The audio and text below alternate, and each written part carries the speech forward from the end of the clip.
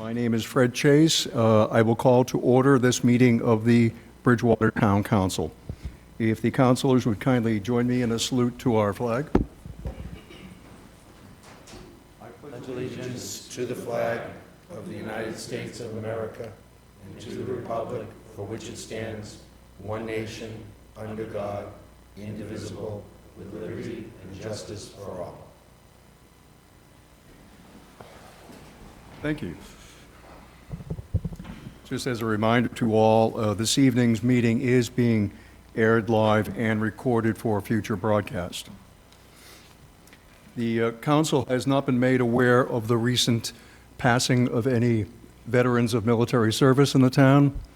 I would, however, ask if you would kindly join me in a moment of silence for all those veterans who have passed previously.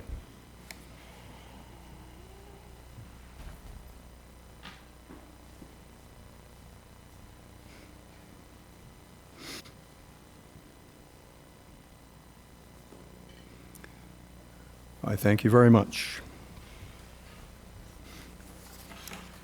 The first item for business this evening is the approval of minutes from our previous meeting. That was the meeting of April 18th, 2023.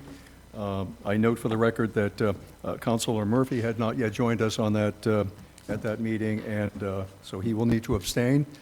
But I would entertain a motion for approval. So moved. Second. Motion and a second. Thank you. Any discussion? And seeing none, all those in favor, kindly vote aye. Aye. Opposed? I see none. I thank you very much. Mr. President? Yes. Can we just note me as abstained, as I wasn't in attendance? Yes, that's fine. Deborah, if, please note that Ms. Robinson has abstained from the approval of the minutes.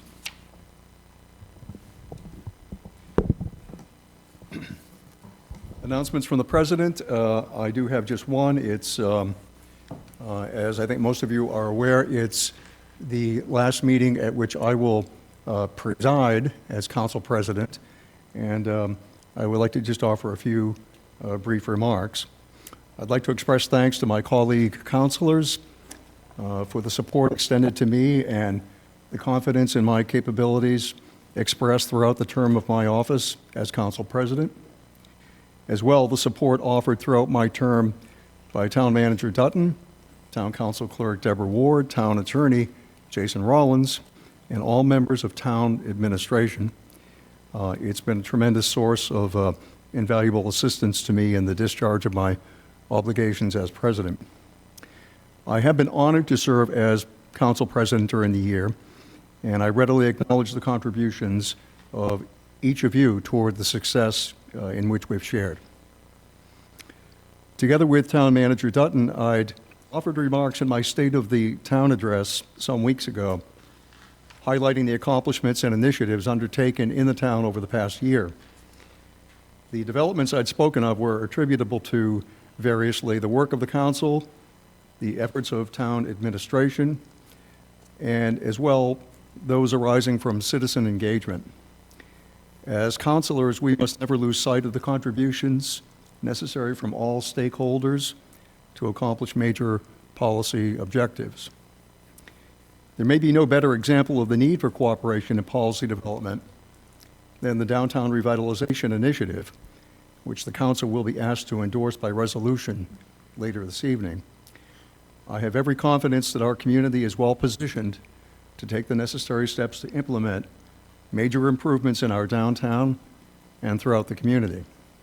And I'm eager to commence those steps under the leadership of our incoming council president. I thank you very much. At this point, I would ask if our town clerk, Mrs. Marilee Hunt, would kindly step forward to conduct the election of the new council president. With pleasure, President Chase. And you just mentioned, if I can throw this in quickly, your remarks from the State of the Town address. If you would send them to the town clerk's office, we'll make sure they're included in the annual town report. If you don't mind doing that. Thank you. I'll do that. Sorry to take this time for that. Thank you very much for being here. It is my duty and pleasure to help the council elect a new president. Quickly, before I do that,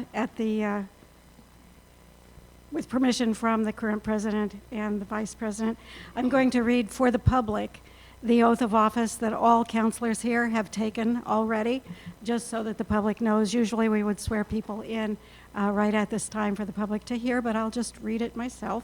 So after they've raised their strong hand and stated their names, they will swear that they do solemnly swear to serve the people of the town of Bridgewater to the best of their ability, creating and upholding the town code, ordinances, orders, and resolutions, the laws of the Commonwealth of Massachusetts, and the laws of the United States of America. They further vow to faithfully represent the citizens of Bridgewater, regardless of color, gender, or religion, honoring their faith and trust in the counselor. They will make themselves available to hear, and when it is possible and appropriate, to act upon the concerns presented to them. They will serve the town council with diligence, faithfully attending both council and committee meetings, and this is their sacred oath given on the day that they were sworn. All counselors have so done. And now I will open nominations for president of the council. If I may, I Yes. wish to nominate the name of Eric Moore, our council vice president, for the position of president of the town council. Second? I heard a lot of seconds, so it seems well seconded. Do we have any other nominations? For vice president or for just? Not for vice president yet. The president's going to proceed there when we get, it sounds like him, elected. So then we will close the nominations. Do we just do this with a hand vote? Okay. Then all in favor of Eric Moore as president of the town council, please indicate a hand vote. It looks like a unanimous vote. Congratulations, Mr. Moore. That's terrific. And now I'm going to, I don't know if you want to trade seats so that it says president in front of you. Very formal. I don't know. Fancy. At least you know one run's going anyway. I know. Sorry. Didn't know I See lost you it. soon. Was it something I said? Fred, you have to go stand on the corner now. And then we hand it over to you, President Moore, to elect the vice president, to run the nominations for and the election of the vice president. Then I will come back to reseat the council when you're finished with that. Great. Before I conduct the election, I did want to just say thank you. Thank you to the council for putting your trust in me. I've had the benefit of working alongside many of you for a few years to sort of learn the role, learn the town, meet the community through you, and with the newer counselors, meeting new extensions of the community and seeing new ideas. And I'm really excited to ultimately represent you and help us sort of represent the community. So sincerely, truly appreciate the nomination, so thank you. I'd also like to recognize outgoing President Chase. You mentioned an agenda and a State of the Town address, and if you had the opportunity to see that, you would have heard that actually a great deal has been accomplished in the town. And I know as a town we often hear most about the things that maybe haven't quite hit yet. But I assure you there are many things in the background that are making great progress in pushing the town to where they should be. And I have the benefit of seeing Councilor Chase behind the scenes sort of organizing the ideas, getting things on the agenda, guiding us towards workshops, and interacting with the public in a way that keeps those great ideas moving forward. And so truly big shoes to fill, and sincere thanks for what you've done for the council over the last year. Thank you so much, Thank you. Councilor. Thank you. So with that, I'll move forward to the election for the office of the Town Council Vice President. Are there any motions from the floor for the office of Vice President? Yes, I would like to nominate Councilor Dennis Gallagher for the position. Second. Great. We have a nomination for Councilor Gallagher. Do we have any other nominations? Hearing no other nominations, we'll move ahead with a vote for Councilor Gallagher for the office of Vice President. If we could also do it by a hand vote. Everyone in favor, please raise your hand. By unanimous vote, congratulations, Thank you. Vice President Gallagher. Thank you, everyone. So now just do the card thing. Okay, now, we'll figure out where everyone except the president and vice president are going to sit. I have 7 cards here. You pick one. They run ace through 9, skipping 4 and 5, okay? And whatever you get, there's numbers on the front of the seats, and that's where you will sit, except ace means 1, okay? Got it?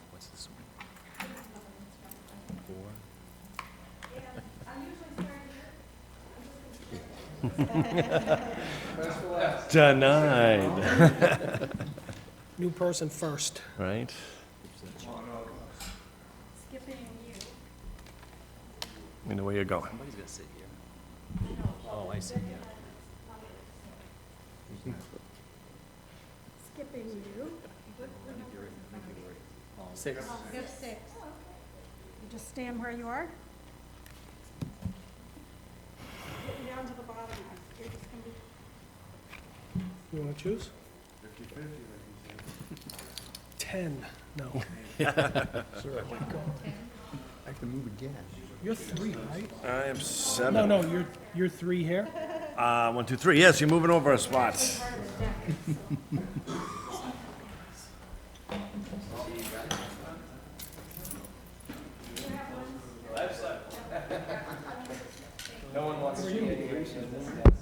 Yeah, I would, yeah. I would assume that. Oh, you got the right spot.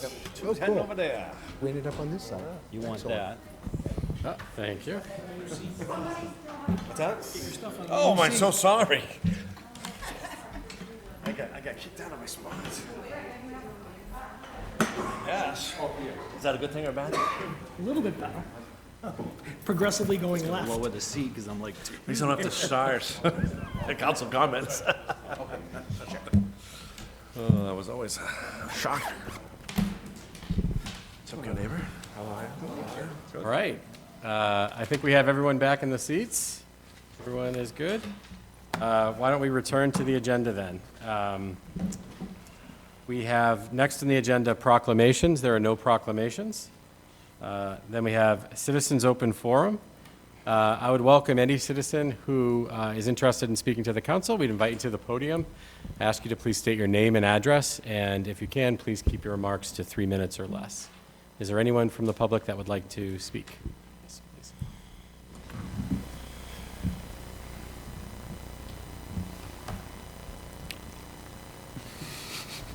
My name is Derek Bennett, 180 Main Street, number 6102. I come as a representative to the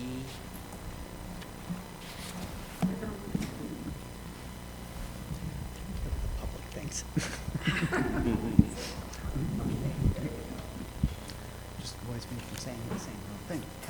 I come as a representative of the Bridgewater University Civil Air Patrol. We are a combined squadron of both senior and cadet members.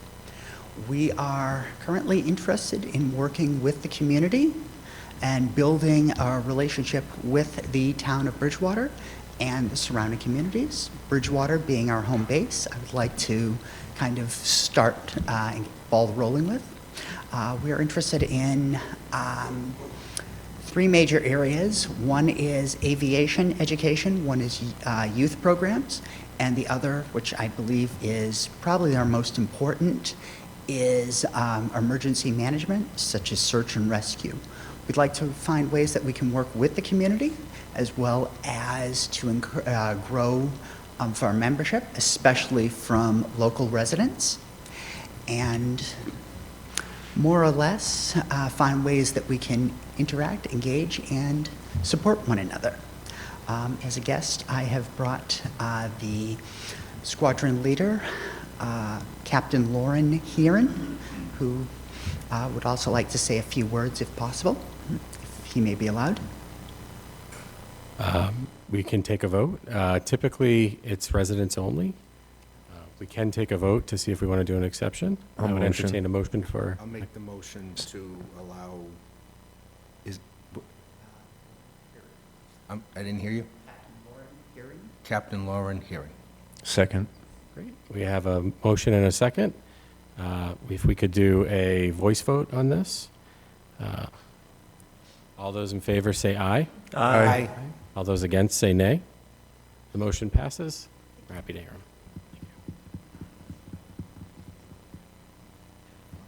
Good evening, everyone. Thank you very much for the opportunity to speak, and I will be brief.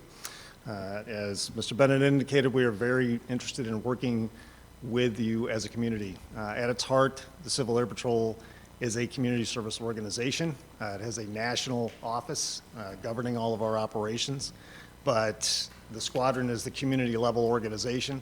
It is made up, as Mr. Bennett indicated, of senior members and young men and women, age 12 up to 21. And we are extremely proud to be in this community. The Bridgewater State University name is only a part, really, of what it is that we are about. But we will be delighted to have the opportunity to talk further with you, and work with you on any of your needs as a very proud representative of the local community. Thank you. Thank you, Captain. And we'll have somebody follow up with contact information. Thank you. Is there anybody else from the public that would like to speak? No, please.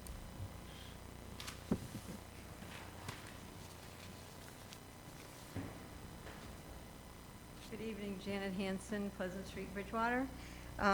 Just have a couple things.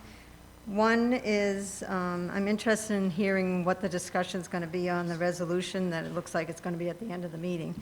But there's a lot of questions on there, and one that comes to my mind right off the bat before I forget is the second to last paragraph where it says that the Bridgewater Town Council is enthusiastically supporting this. My husband's the same way. It just struck me odd to have the word, it sounds, petty, but the word enthusiastically put into a resolution like this, because it's assuming that everybody entirely is on it. And going forward, does that mean it's always going to be enthusiastically? I would suggest removing that word. That's my opinion. That being said, there's some things here about the MBTA station being moved. I have concerns with that, along with some others that I've been talking with. First off, how is it funded? Is Bridgewater having to pay for that? We're drawn. I can't afford to pay anything else. And I don't see how that's going to create the center of town to be better. And, who's the funding coming from? It says the town will seek funding for the next wave of progress. From who? Where? And I don't see how that's going to change the flow of traffic in the center of Bridgewater. I don't see a positive of where it's being suggested to put anyways. I've heard being Spring Street. I just don't see it. And I know the state is supposedly puts pressure on towns to have 15%, something like that, of residents within a half a mile to a quarter mile of a station to minimize traffic. But that's assuming that you put those people there, that they're all using the train. Sorry to interrupt, but we are at 3 minutes. I'm at 3 minutes already? Goes fast. Well, I'd like to hear. I just don't think that that's feasible. And it really bothers me to hear that. But just real quick, it's going to be notifying, it talks about the residents being part of this process. I'd like to know how the town is going to reach out to residents. It's not working the way it is. We have to go back to mailing and better communication. And I think that it should be an automatic budget within the town to have these mailing. Yeah.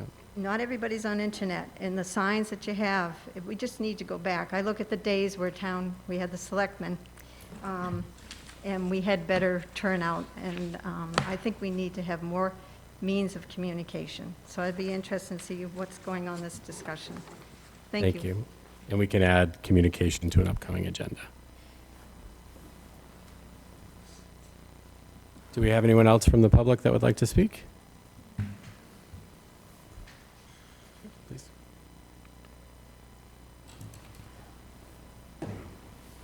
Carlton Hunt, Austin Street. I think you probably, except for the new gentleman, congratulations, by the way, know me. Been serving the town for a long time. If tonight's agenda is any forecast of what the next year is, you're in for a big ride. I'm going to start with the grants that you will consider over the next few weeks. There are 8 grants for the Jenkins Pond Dam removal and bridge replacement project. I have asked repeatedly of several of you over the past 2 years why grants were not coming forward before the project started. And now here we are tonight with 8 grants for $8,245,000, and you are just now considering whether or not you will or will not accept those grants. I find that a little bit disconcerting that we're behind the 8 ball this far.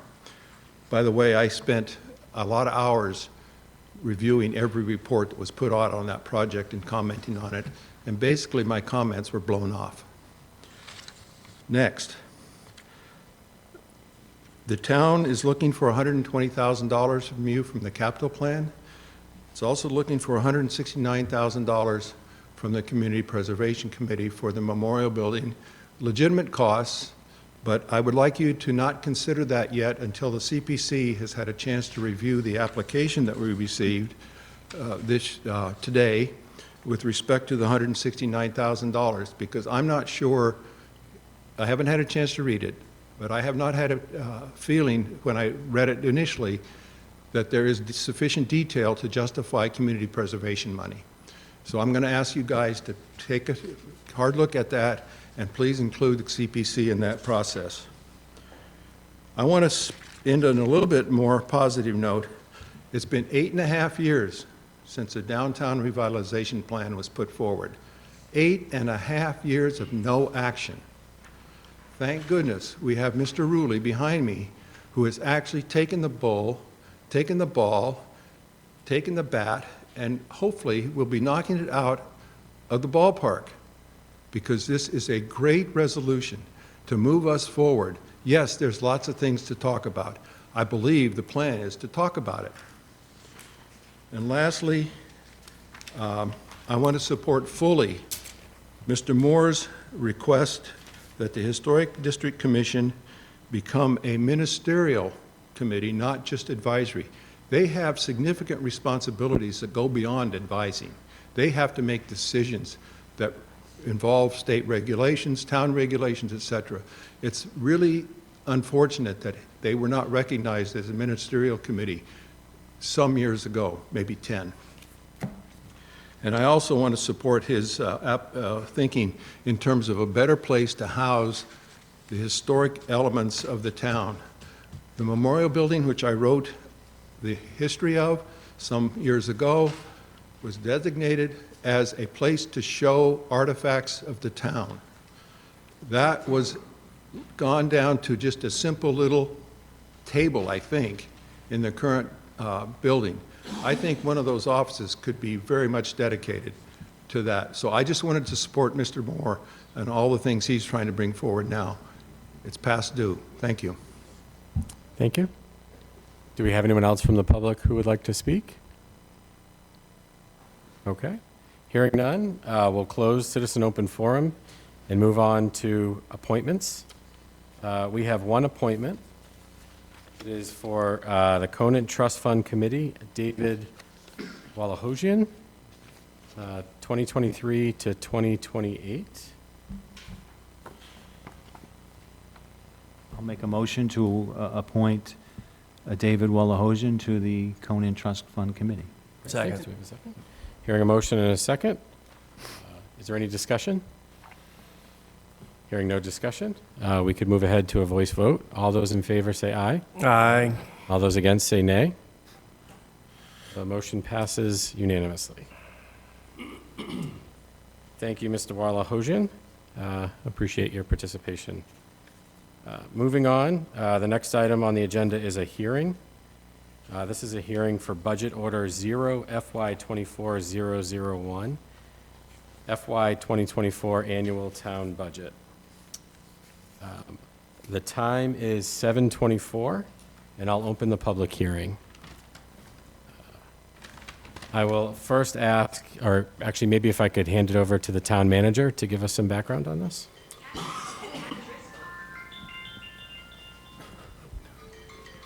Absolutely. Thank you, Mr. President. I do want to introduce the FY24 budget briefly. This is, as the council knows, this is a little bit of a transition year due to the pandemic and the changes and the impacts that the pandemic had on our budget. So we're getting back to something that more closely resembles normalcy, at least in terms of fiscal affairs. And as the council knows, our budget is built basically around the council resolution that the council usually votes in January or February of the prior to the budget year. So this year's resolution identified a number of objectives. One being that we would increase our budget only to the extent necessary to fund our major budget drivers and would support our current service levels. Two, we would maintain our capital assets and compile a budget that would maintain infrastructure to protect the town's investments, specifically with investments in materials, machinery rather, equipment, vehicles, software, other infrastructure, land and land improvement, building and building improvements. And finally, to the extent that we could, we would fund new programs or initiatives only after fully funding the existing major cost drivers that we had. For FY24, we were impacted on the revenue side, I think, as I've explained prior, fairly severely with the elimination of one major revenue stream, that being the marijuana mitigation funding. The state law changed, and so essentially our revenue stream there dried up. The flip side is we expect a revenue stream to come back in FY25 and partially in FY24, but that revenue stream we cannot use until we experience a full fiscal year of revenues from the 3% retail sales tax. Our major objectives, again, when formulating the budget and crafting the budget, maintain and improve any efficiency and effectiveness in the delivery of our services, support and promote economic activity, increase funding in areas where we know we have sizable service gaps, which would include DPW, town buildings, and HR. Preserve and maintain and improve our buildings, grounds, and infrastructure, as I've mentioned as part of the council resolution. Continue all our efforts within all our departments to obtain grant funding from federal, state, and other sources to offset our capital expenditures and major initiatives, and use recurring revenue sources to fund reoccurring operating costs. And I can't stress that enough. It sounds very simple, but it's really critically important that we not add expenses that we can't maintain in the following fiscal years out. So. And finally, we want to make sure that we're prudently planning for any type of contingency or emergency by fully funding our reserve accounts. And as you've heard our auditors in most recent years tell us, 5 to 10% of your general operating fund is a good place to have your stabilization fund. We are just about there. We are there, actually. We're at 10%, and we will continue, as our budget grows, we will continue to make sure that we fund the stabilization fund around that 10% level, or right at that 10% level. So those are essentially the major budget drivers. This year we saw significant increases in a number of different areas unrelated to discretionary funds. I will call it discretionary, non-discretionary. We saw retirement assessments increase from Plymouth County Retirement Board. We saw increases in our health insurance costs due to increases, obviously, in general health care. And so those budget drivers or those challenges put us under a little bit of a constraint that we haven't seen in the last few years, based on those COVID years where federal and state money seemed to free flow to offset some of our operational expenses. So essentially, we've created a budget which is pretty much the same as prior year budget, our current fiscal year budget. We have added, we've made one change in general fund FTEs, full-time equivalents, and that is we have brought the part-time Parks and Rec administrative assistant over from the revolving fund and placed that position in the general fund, which is where it should have been all along. I think years ago it was placed in the revolving fund because of budget cuts, quite frankly, at the time. So it's back in the general fund. We have also funded a part-time animal control staff to be able to cover animal control when the full-time animal control staff cannot be there. So that was essentially a state mandated expense.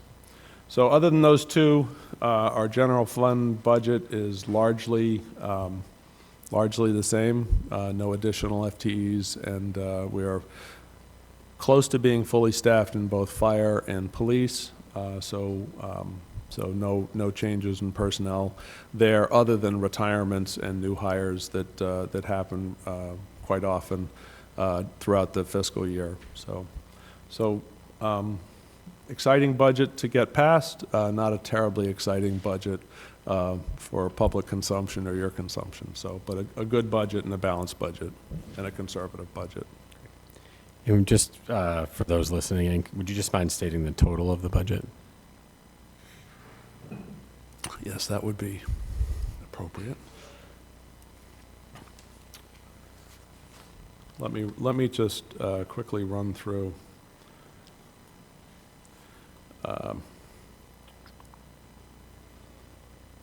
Total budget, the grand total of the budget is $71,379,749 with state and county charges. The total appropriation with that offset, then the amount that you are appropriating is $70,940,429.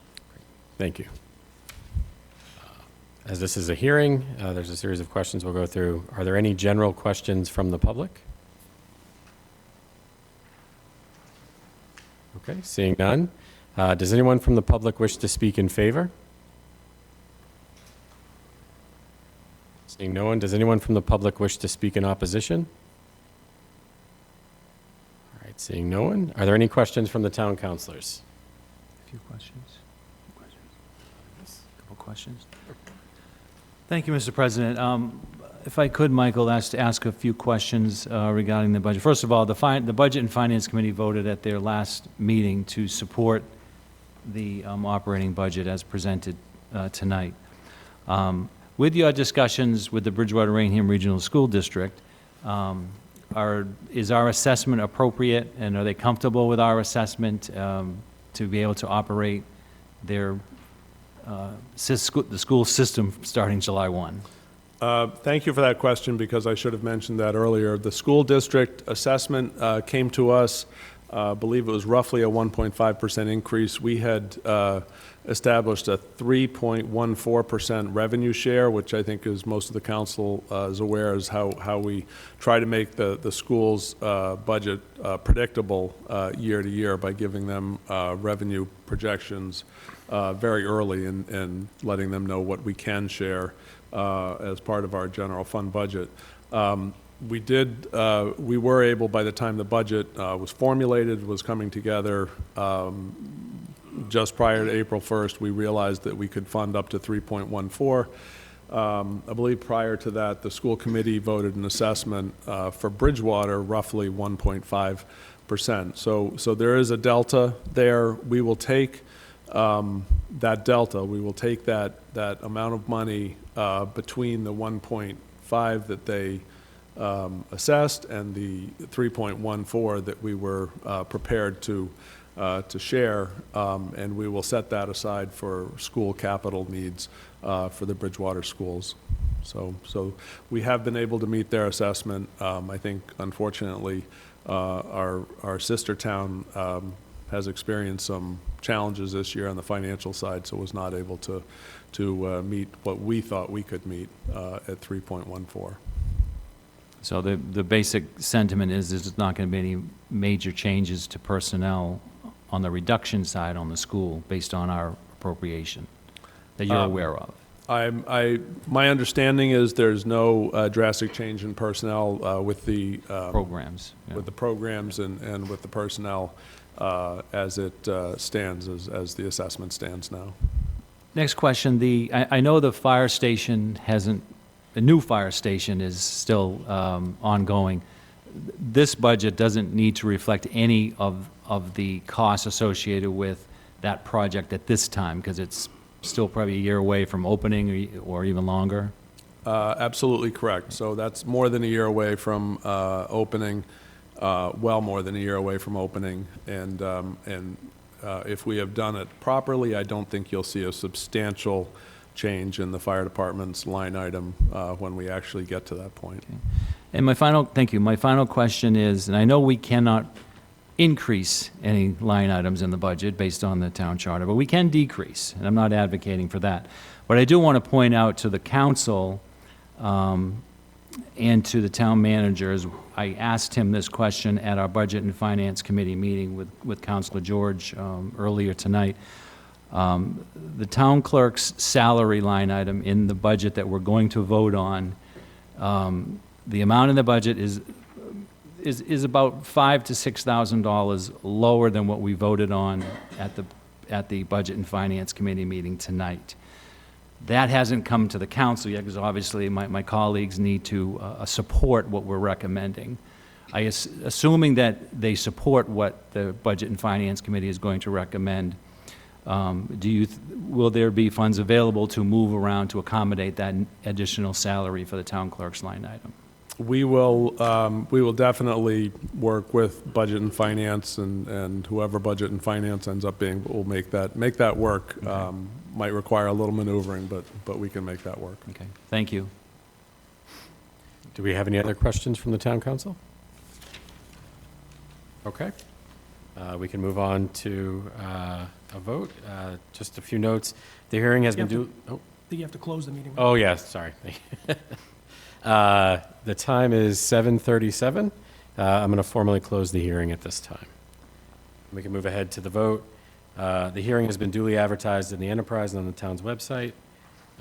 As we heard, the Budget and Finance Committee voted 3-0 to recommend at their 4/18/23 meeting, and the Finance Committee voted 5-0 to recommend at their 4/24/23 meeting. So with that, I would entertain a motion to approve. So moved. Second. All right, we have a motion and a Actually, second. if I could, it's me over here. Yeah. If I could, I think if you're intending to vote the actual budget, oh, I'm so sorry. I'm completely wrong. We did it a little differently this year. Are you sure you're wrong? I'm sure. There's a new guy in the role. Yeah, my apologies. My apologies. All right, so we do have a motion and a second on the floor. We can move ahead to, I believe this can be done through voice vote. All those in favor say aye. Aye. All those against say nay. The motion passes unanimously. All right, moving on in the agenda to G, license transactions. We have none. Moving on to H, presentations. We do have a presentation tonight.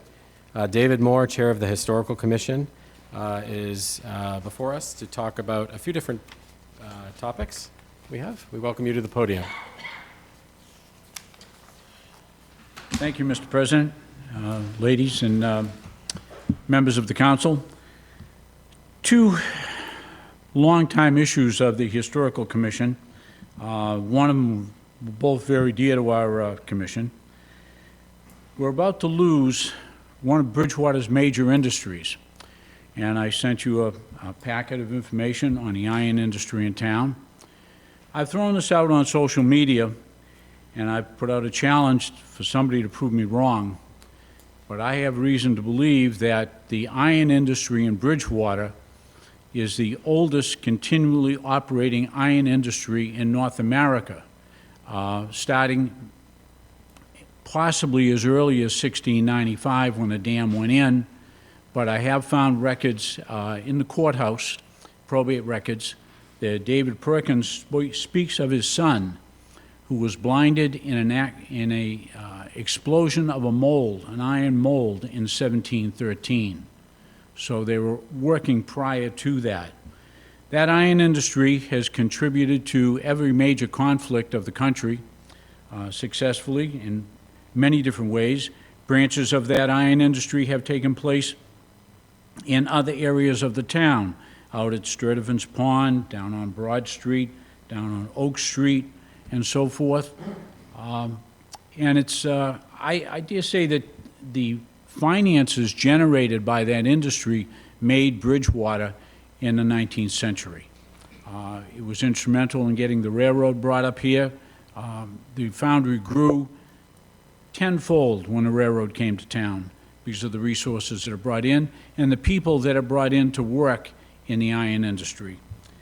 The current owner, the Perkins family, I met with them this morning, and they're in the process of working with the planning board and other departments in town for the future project. They'll be selling the property to a developer, and they're talking about retail, residential components, but the iron industry will be gone.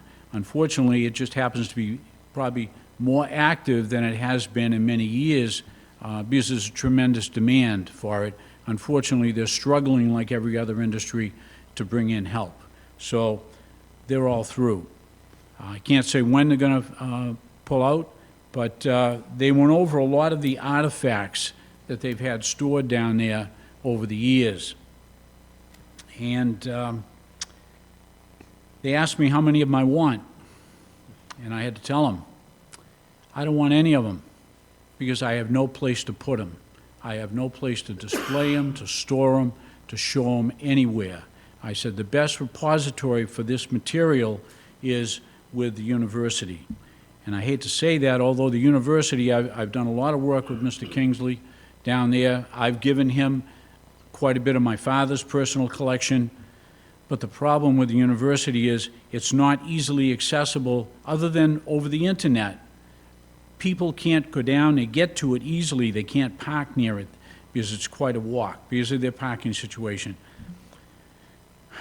We've got to do better in our own town as far as preserving historical artifacts.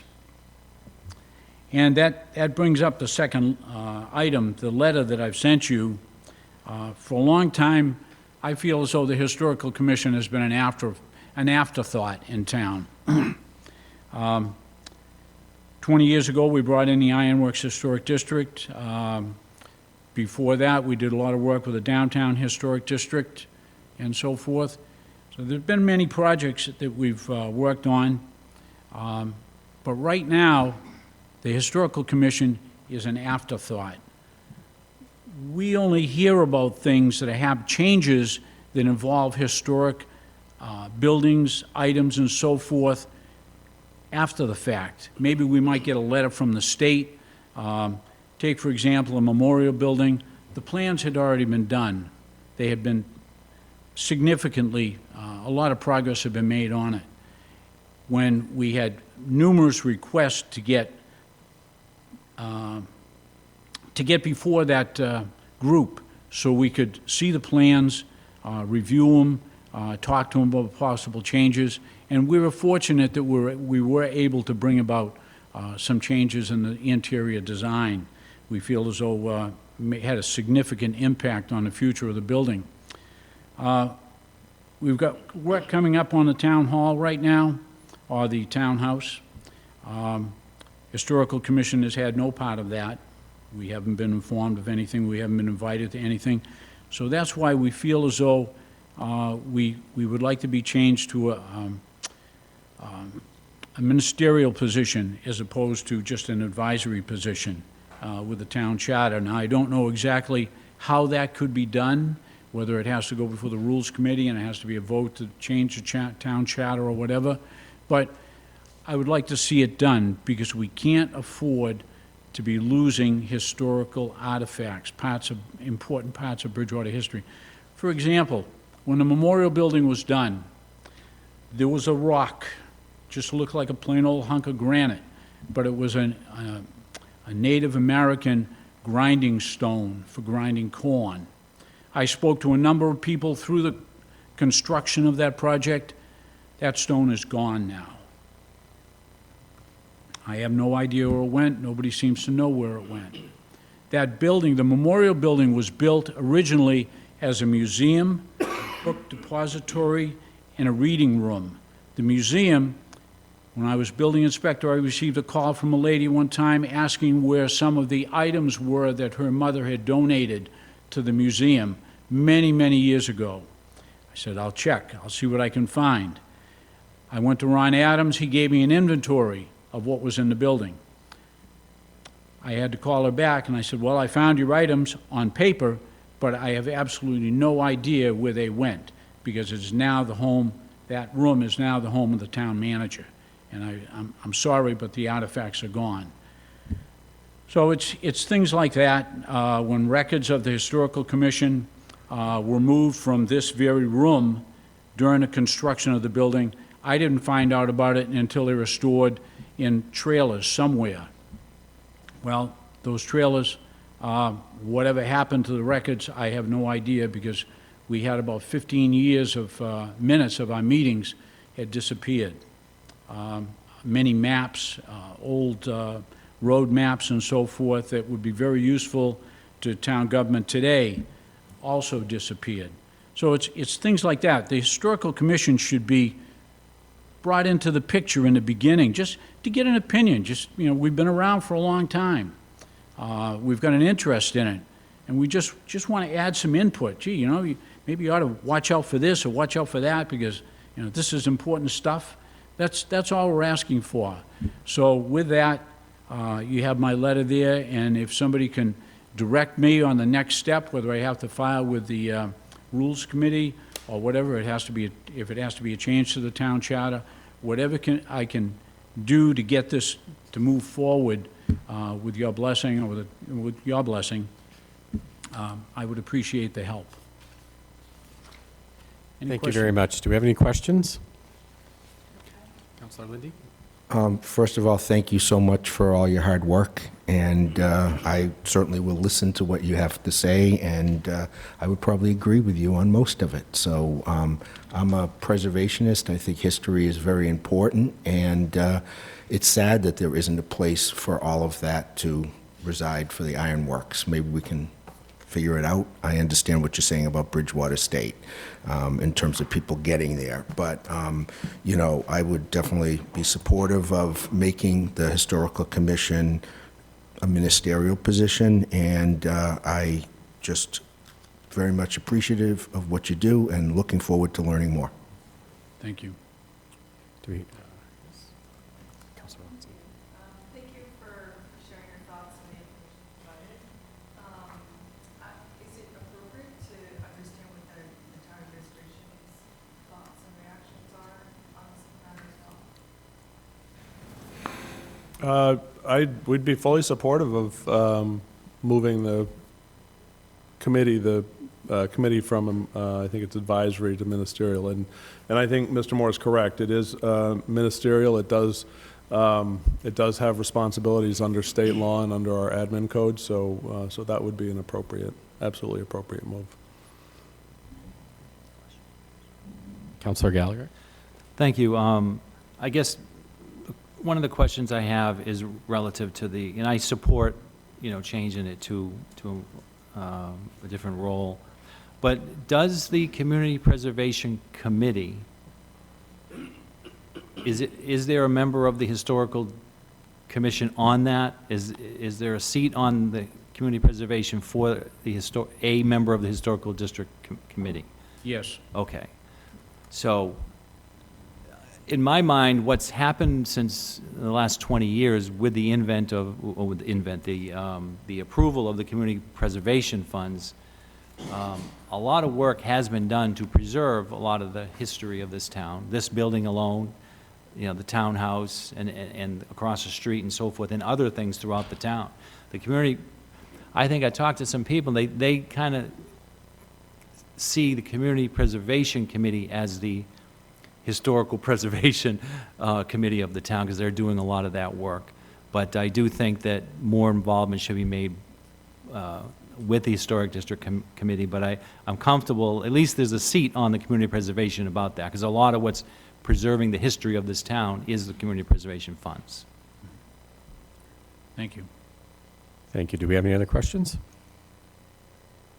Okay. Thank you very much. We appreciate you taking this to us. We'll regroup and we'll follow up. Thank you. David. All right. Moving on to item I, Town Manager's Report. I'll defer to the Town Manager. Thank you, Mr. President. I just have a couple of items tonight. One being fire station update. Actually, very little to report there, other than work is continuing, and we are still on track for a September site work bid package, and we are looking to the, whether I should say, the architect and engineer are working closely with the fire department and all levels of staff in the fire department, which is great, to make sure that the design meets the needs of the town moving forward. But happy to answer any questions on fire station, if anybody has fire station questions. Just got one. Is there, I'm sorry. Is there any update on the electrical bid?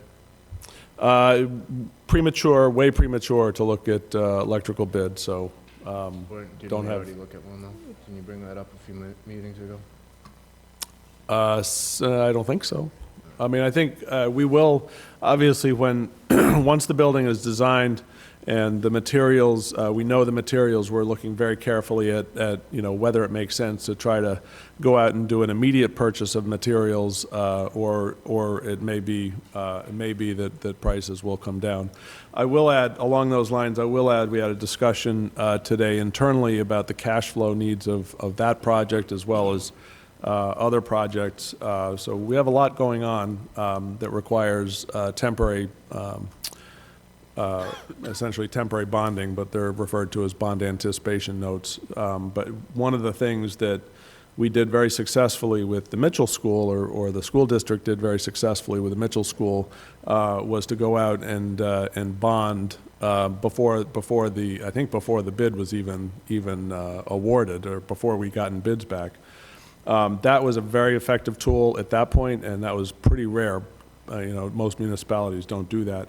In this case, I think it probably will obviously keep track, and none of us are, you know, professional economists, but we'll keep track of what economists are saying to make sure that we know whether we can determine whether or not it's better to go out and bond the fire station early, or if it makes more sense to obviously to take advantage of interest rates, or if it makes more sense to continue short-term borrowing, you know, 6-month borrowing, year-long borrowings, and then bond the project when it's actually finished. So we'll be doing a lot of that analysis as we move along.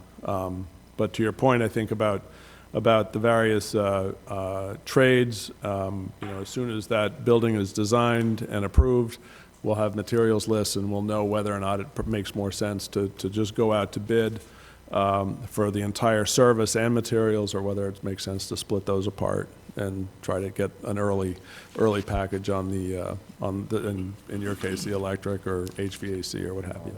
Yeah. Thank you. Good question. Do we have any other questions? Okay. Moving on to the High Street Bridge closure. High Street Bridge closure, the council's going to get tired of me saying this until June 15th, at which time you'll probably hear about it by other people other than me. But the timeline for the High Street closure, the High Street is being closed, as most councilors know, on June 15th at the location of the High Street Dam, which is roughly 151 High Street near the entrance to the highway barn. That will be closed for a period of roughly 4 months, and reopening, if all goes well, be reopening middle of October. So we have been issuing press releases, a lot of informational press releases so that people really understand it. We'll be posting the electronic signboards in key locations to notify people probably in about a week from now. And those will obviously stay up and continue right through June 15th. We will be placing temporary signs to inform folks of the closure as well.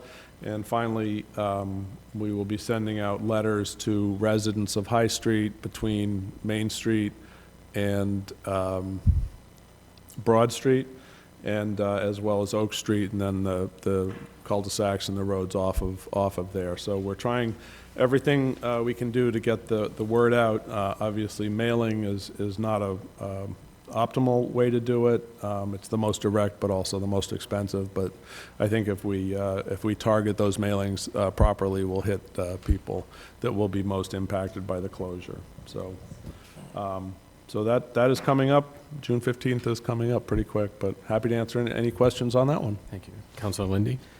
Quick question, which I'm following up from last week to the chair to the town manager, president.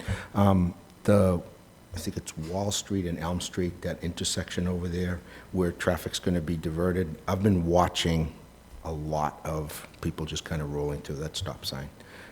They go past where the stop line is, and then they just, if they stop at all. So I think it's going to need some attention, because I think there's going to be a lot of accidents there. I will take a look at that.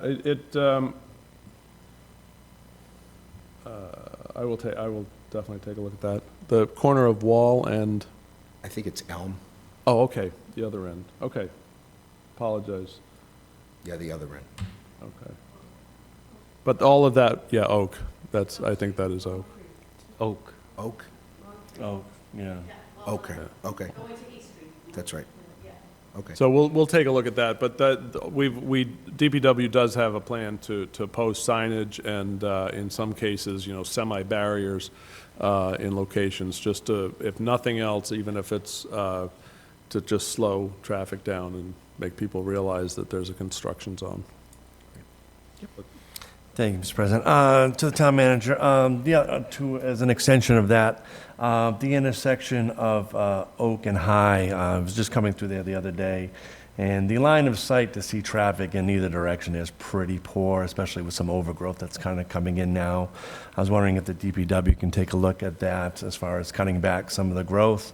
And is it possible, I mean, it's a flashing light there now, if the traffic is increased to the level that I think it might be there, is it possible to change that to some sort of regular signal?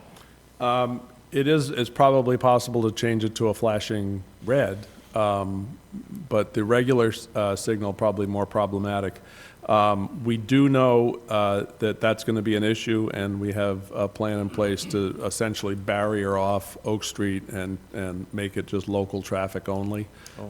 So that is in the works. So hopefully, and we'll make sure that the residents of Oak are aware that we know that they'll be potentially heavily impacted, but that's our intent, is to just essentially make it local traffic only. Okay, thank you. Do we have any other questions?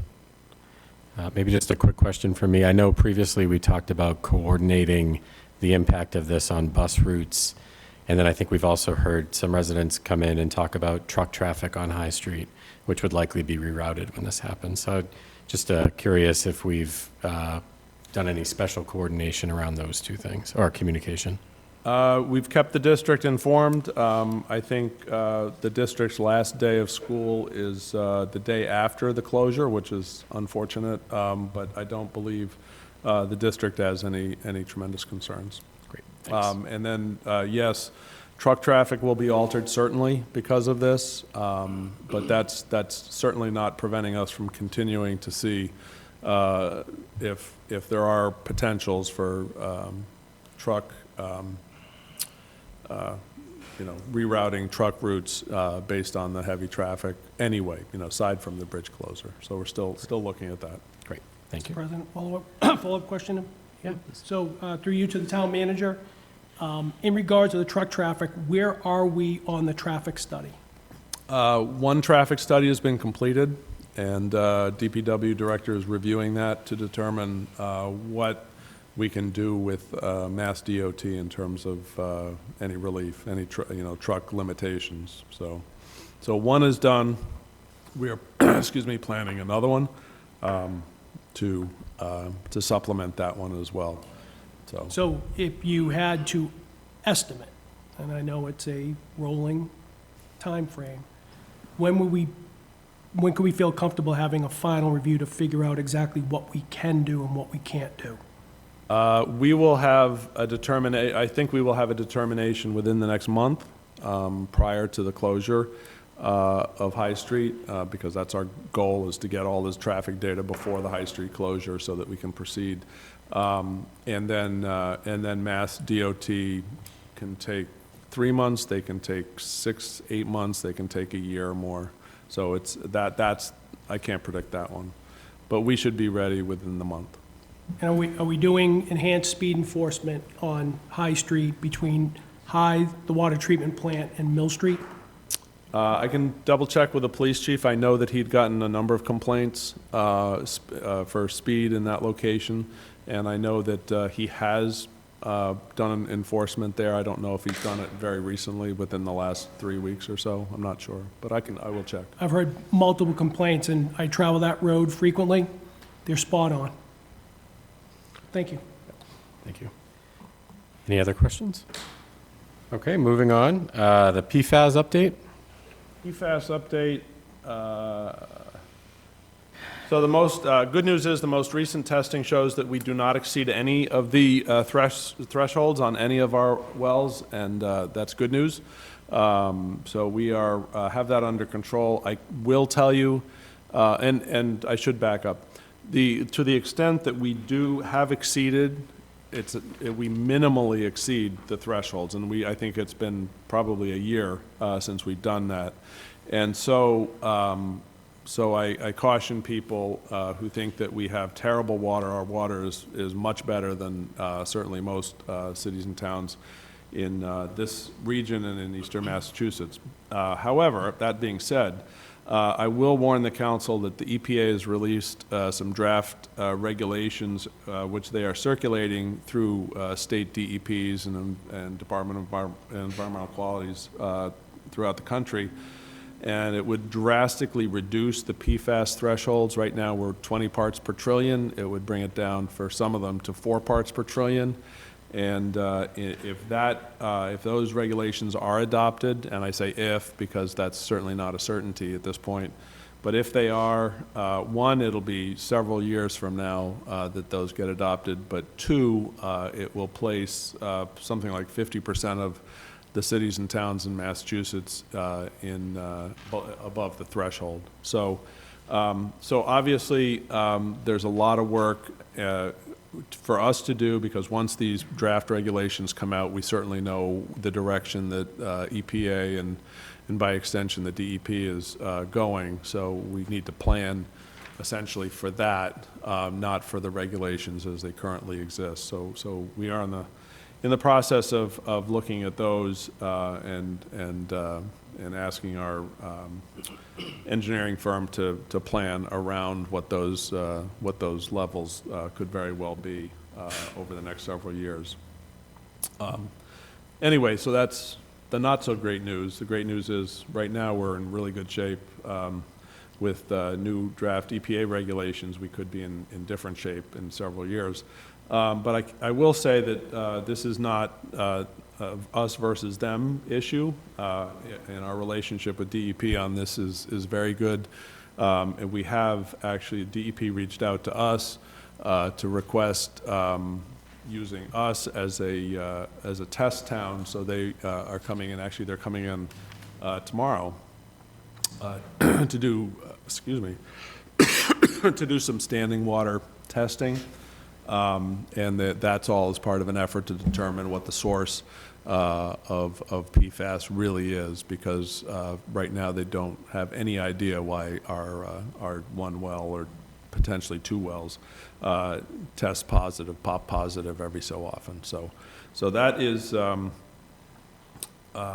that's what we're doing with DEP right now. So we're participating and partnering with them to try to figure that out. And that has implications, obviously, statewide, just being able to better determine where the source is, trying to control the source if it's still an active source, and so forth. So that is, that's PFAS update, but again, happy to answer any questions. Okay. Do we have any questions? Yeah. Councilor McKinnon? Are we 100% on the new water treatment facility out on High Street? We are, as of a few weeks ago, we're 100%, all our wells are up and going, and they're running through the High Street treatment plant. The High Street, I can tell you that the treatment plant is incredibly efficient and does its job very well, which is great news for us. I will remind councilors that the dirty water issues, the discolored water issues, will continue as the town flushes out the water mains. And we are actually beginning our spring flushing program today. It should have been on the website. I know it was on the website and Facebook, so hopefully folks will know that that's underway. We're starting out on the other side of town there. Plymouth Street is up for, I believe, tonight or tomorrow night. So there may be discolorations because of that. It's not coming out of the new plant. So Thank you. Councilor Lindy? Quick question, in terms of notification, in light of some of the comments earlier, I'm wondering when water bills are sent out, whether there could be something in the water bill that talks about that, so people that don't have access to the internet could. We can send something out with the water bill just to remind people that we will be doing flushing.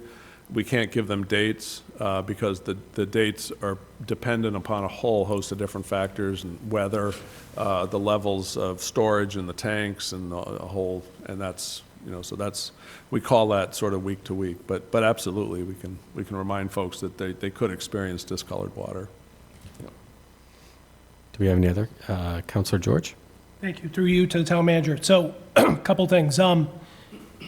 I would probably suggest having BTV record one of the hydrant flushings. I drove by one today. It looked like tea coming out of the hydrant. So I think for people to be able to see exactly what comes out of the hydrant is really enlightening. I appreciate you kind of positioning the DEP, not adversarial, and I appreciate the fact that the EPA and the DEP is looking out for public well-being, but for every regulation that they change, they don't identify funding sources from the federal government to help cities and towns meet those. So I just want people to understand that with every change, potentially, it's going to fall on us unless we're given financial resources to manage to another unfunded mandate. Which again, you don't want to put public safety in dollars and cents, but that is something that we're going to have to consider down the road, especially if the cost is going to be very significant to meet the guidelines. I just put that out there for just informational purposes. Thank you. Thank you, Councilor George. Do we have any other questions? Councilor Robinson? Maybe just a comment. I really like Councilor George's suggestion about BTV doing some kind of piece. I know that we all get asked the same questions around water and the whole process, and we cannot over-communicate enough or educate enough around what causes it, why these issues, what we can anticipate, how long will it take to get things resolved. So I really, really endorse that idea.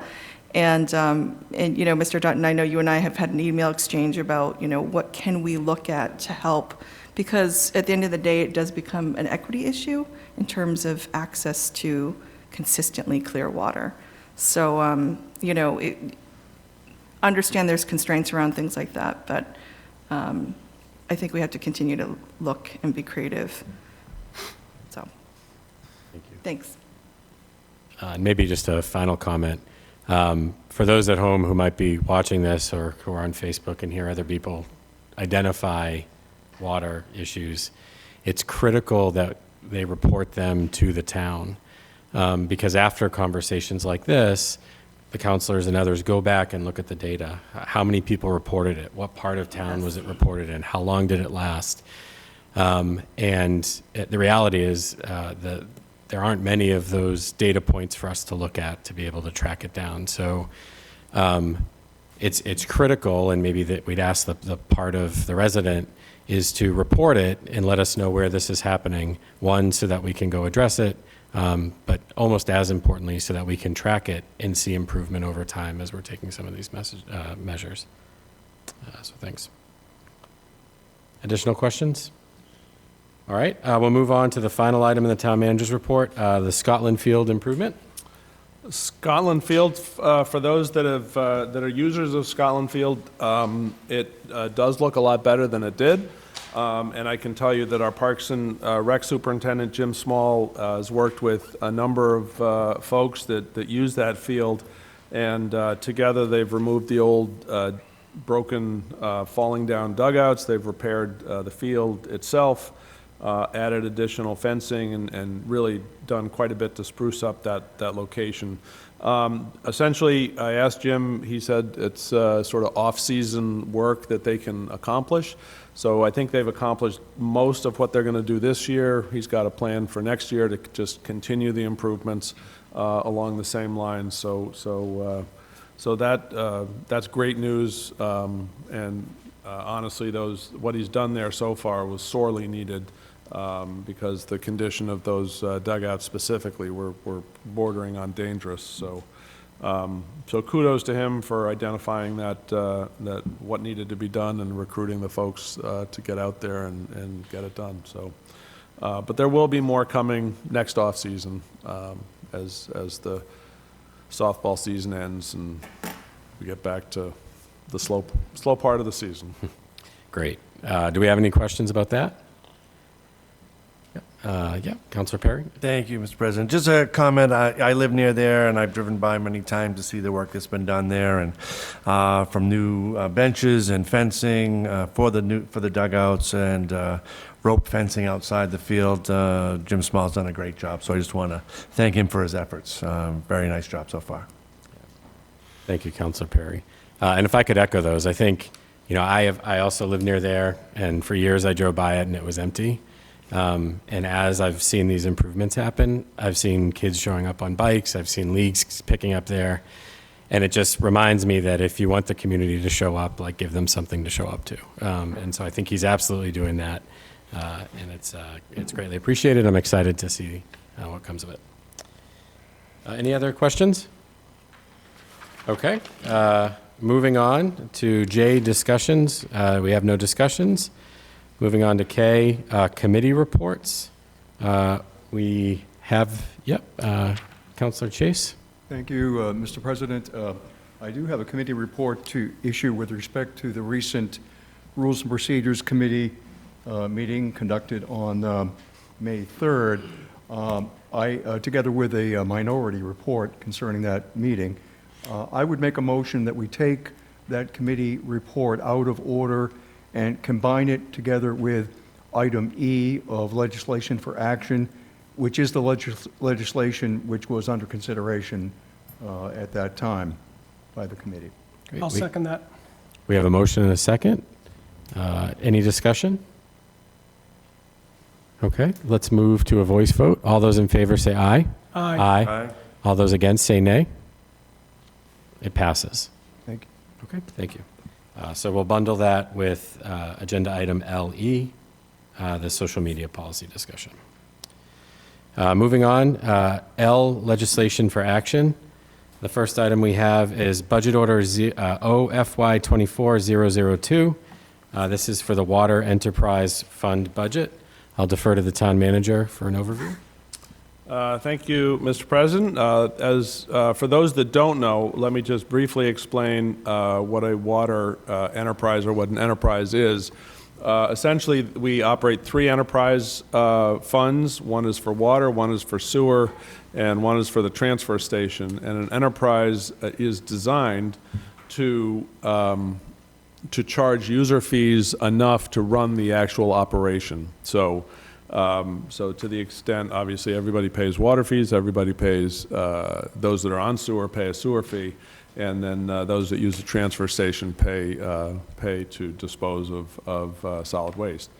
So essentially that they're mini businesses. So we make sure that they're self-sustaining and that they are fully funded. And so they're essentially, I'll say they're insulated from the general fund budget and therefore insulated from the downturns in the economy or the severe swings that we could experience with the general fund budget.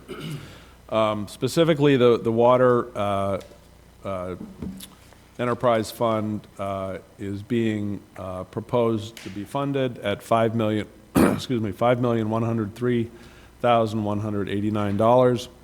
That's just a hair below, excuse me, a hair below last year, but fully funds the debt, fully funds the staff and the materials needed to make sure that the water system is running smoothly.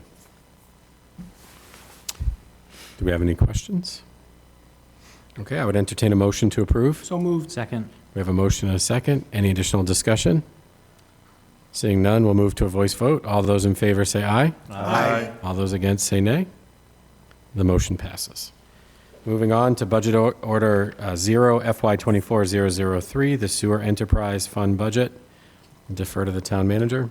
Thank you, Mr. President. It's an enterprise fund, so it serves the same function, and this year the budget proposed is $2,700,713. That is slightly more than 1% below last year, and again, it covers the debt principal and interest, and the cost to actually run the operation. Thank you.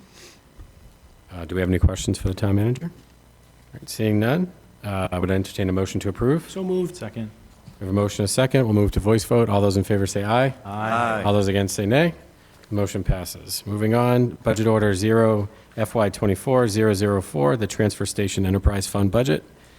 I'll defer to the Town Manager. Thank you, Mr. President. The transfer station budget is, unlike the water and sewer, is up, but the dollar figures are not nearly as substantial. The budget is in front of you at $417,000, which is an 8.82% increase, exclusively driven by the cost of disposal. Do we have any questions for the Town Manager? Seeing none, Councilor Lindy? Just a quick question. The question that was brought up before about the additional employee, does this budget cover that? This budget does not cover that, but we'll work with the transfer station superintendent to work out something there. So that probably is more discussion that'll be ongoing until summer, and we'll figure out something there. Thank you. But this budget does not cover that. Okay, any additional questions? All right, I would entertain a motion to approve. So moved. Second. We have a motion and a second. We'll move to a voice vote. All those in favor say aye. Aye. All those against say nay. The motion passes. Moving on to E, Order O, FY23-049, Adoption of Town Council Social Media Policy. Councilor Chase, would you like to give your committee a report now? Yes, thank you, Mr. President. Did we skip one? The Rules and Procedures Committee did meet on May 3rd of last week in order to discuss the proposal, and the committee report that I will deliver now is quite simply that the proposed order received a negative recommendation by a vote of 2 to 1. That constitutes the committee report. I do, however, have a minority committee report, being the minority member in that negative recommendation vote. And I bring this before the council to dispel any conclusion that the Rules and Procedures Committee has thoroughly vetted the proposed order, as would normally be expected to have occurred. I will not attribute comments made before the committee to any particular councilor, nor will I ascribe any conclusion to the proceedings beyond the obvious, being that substantive debate of the specific provisions of the proposed order were not undertaken. I have my committee, I should say my minority report, I will read now. It's really quite brief, and copies are available with our council clerk for any council member who would care to have a copy of this minority report. Order FY23-049, Adoption of Town Council Social Media Policy. Quorum. The meeting was called to order at 7 p.m. with all members in remote attendance.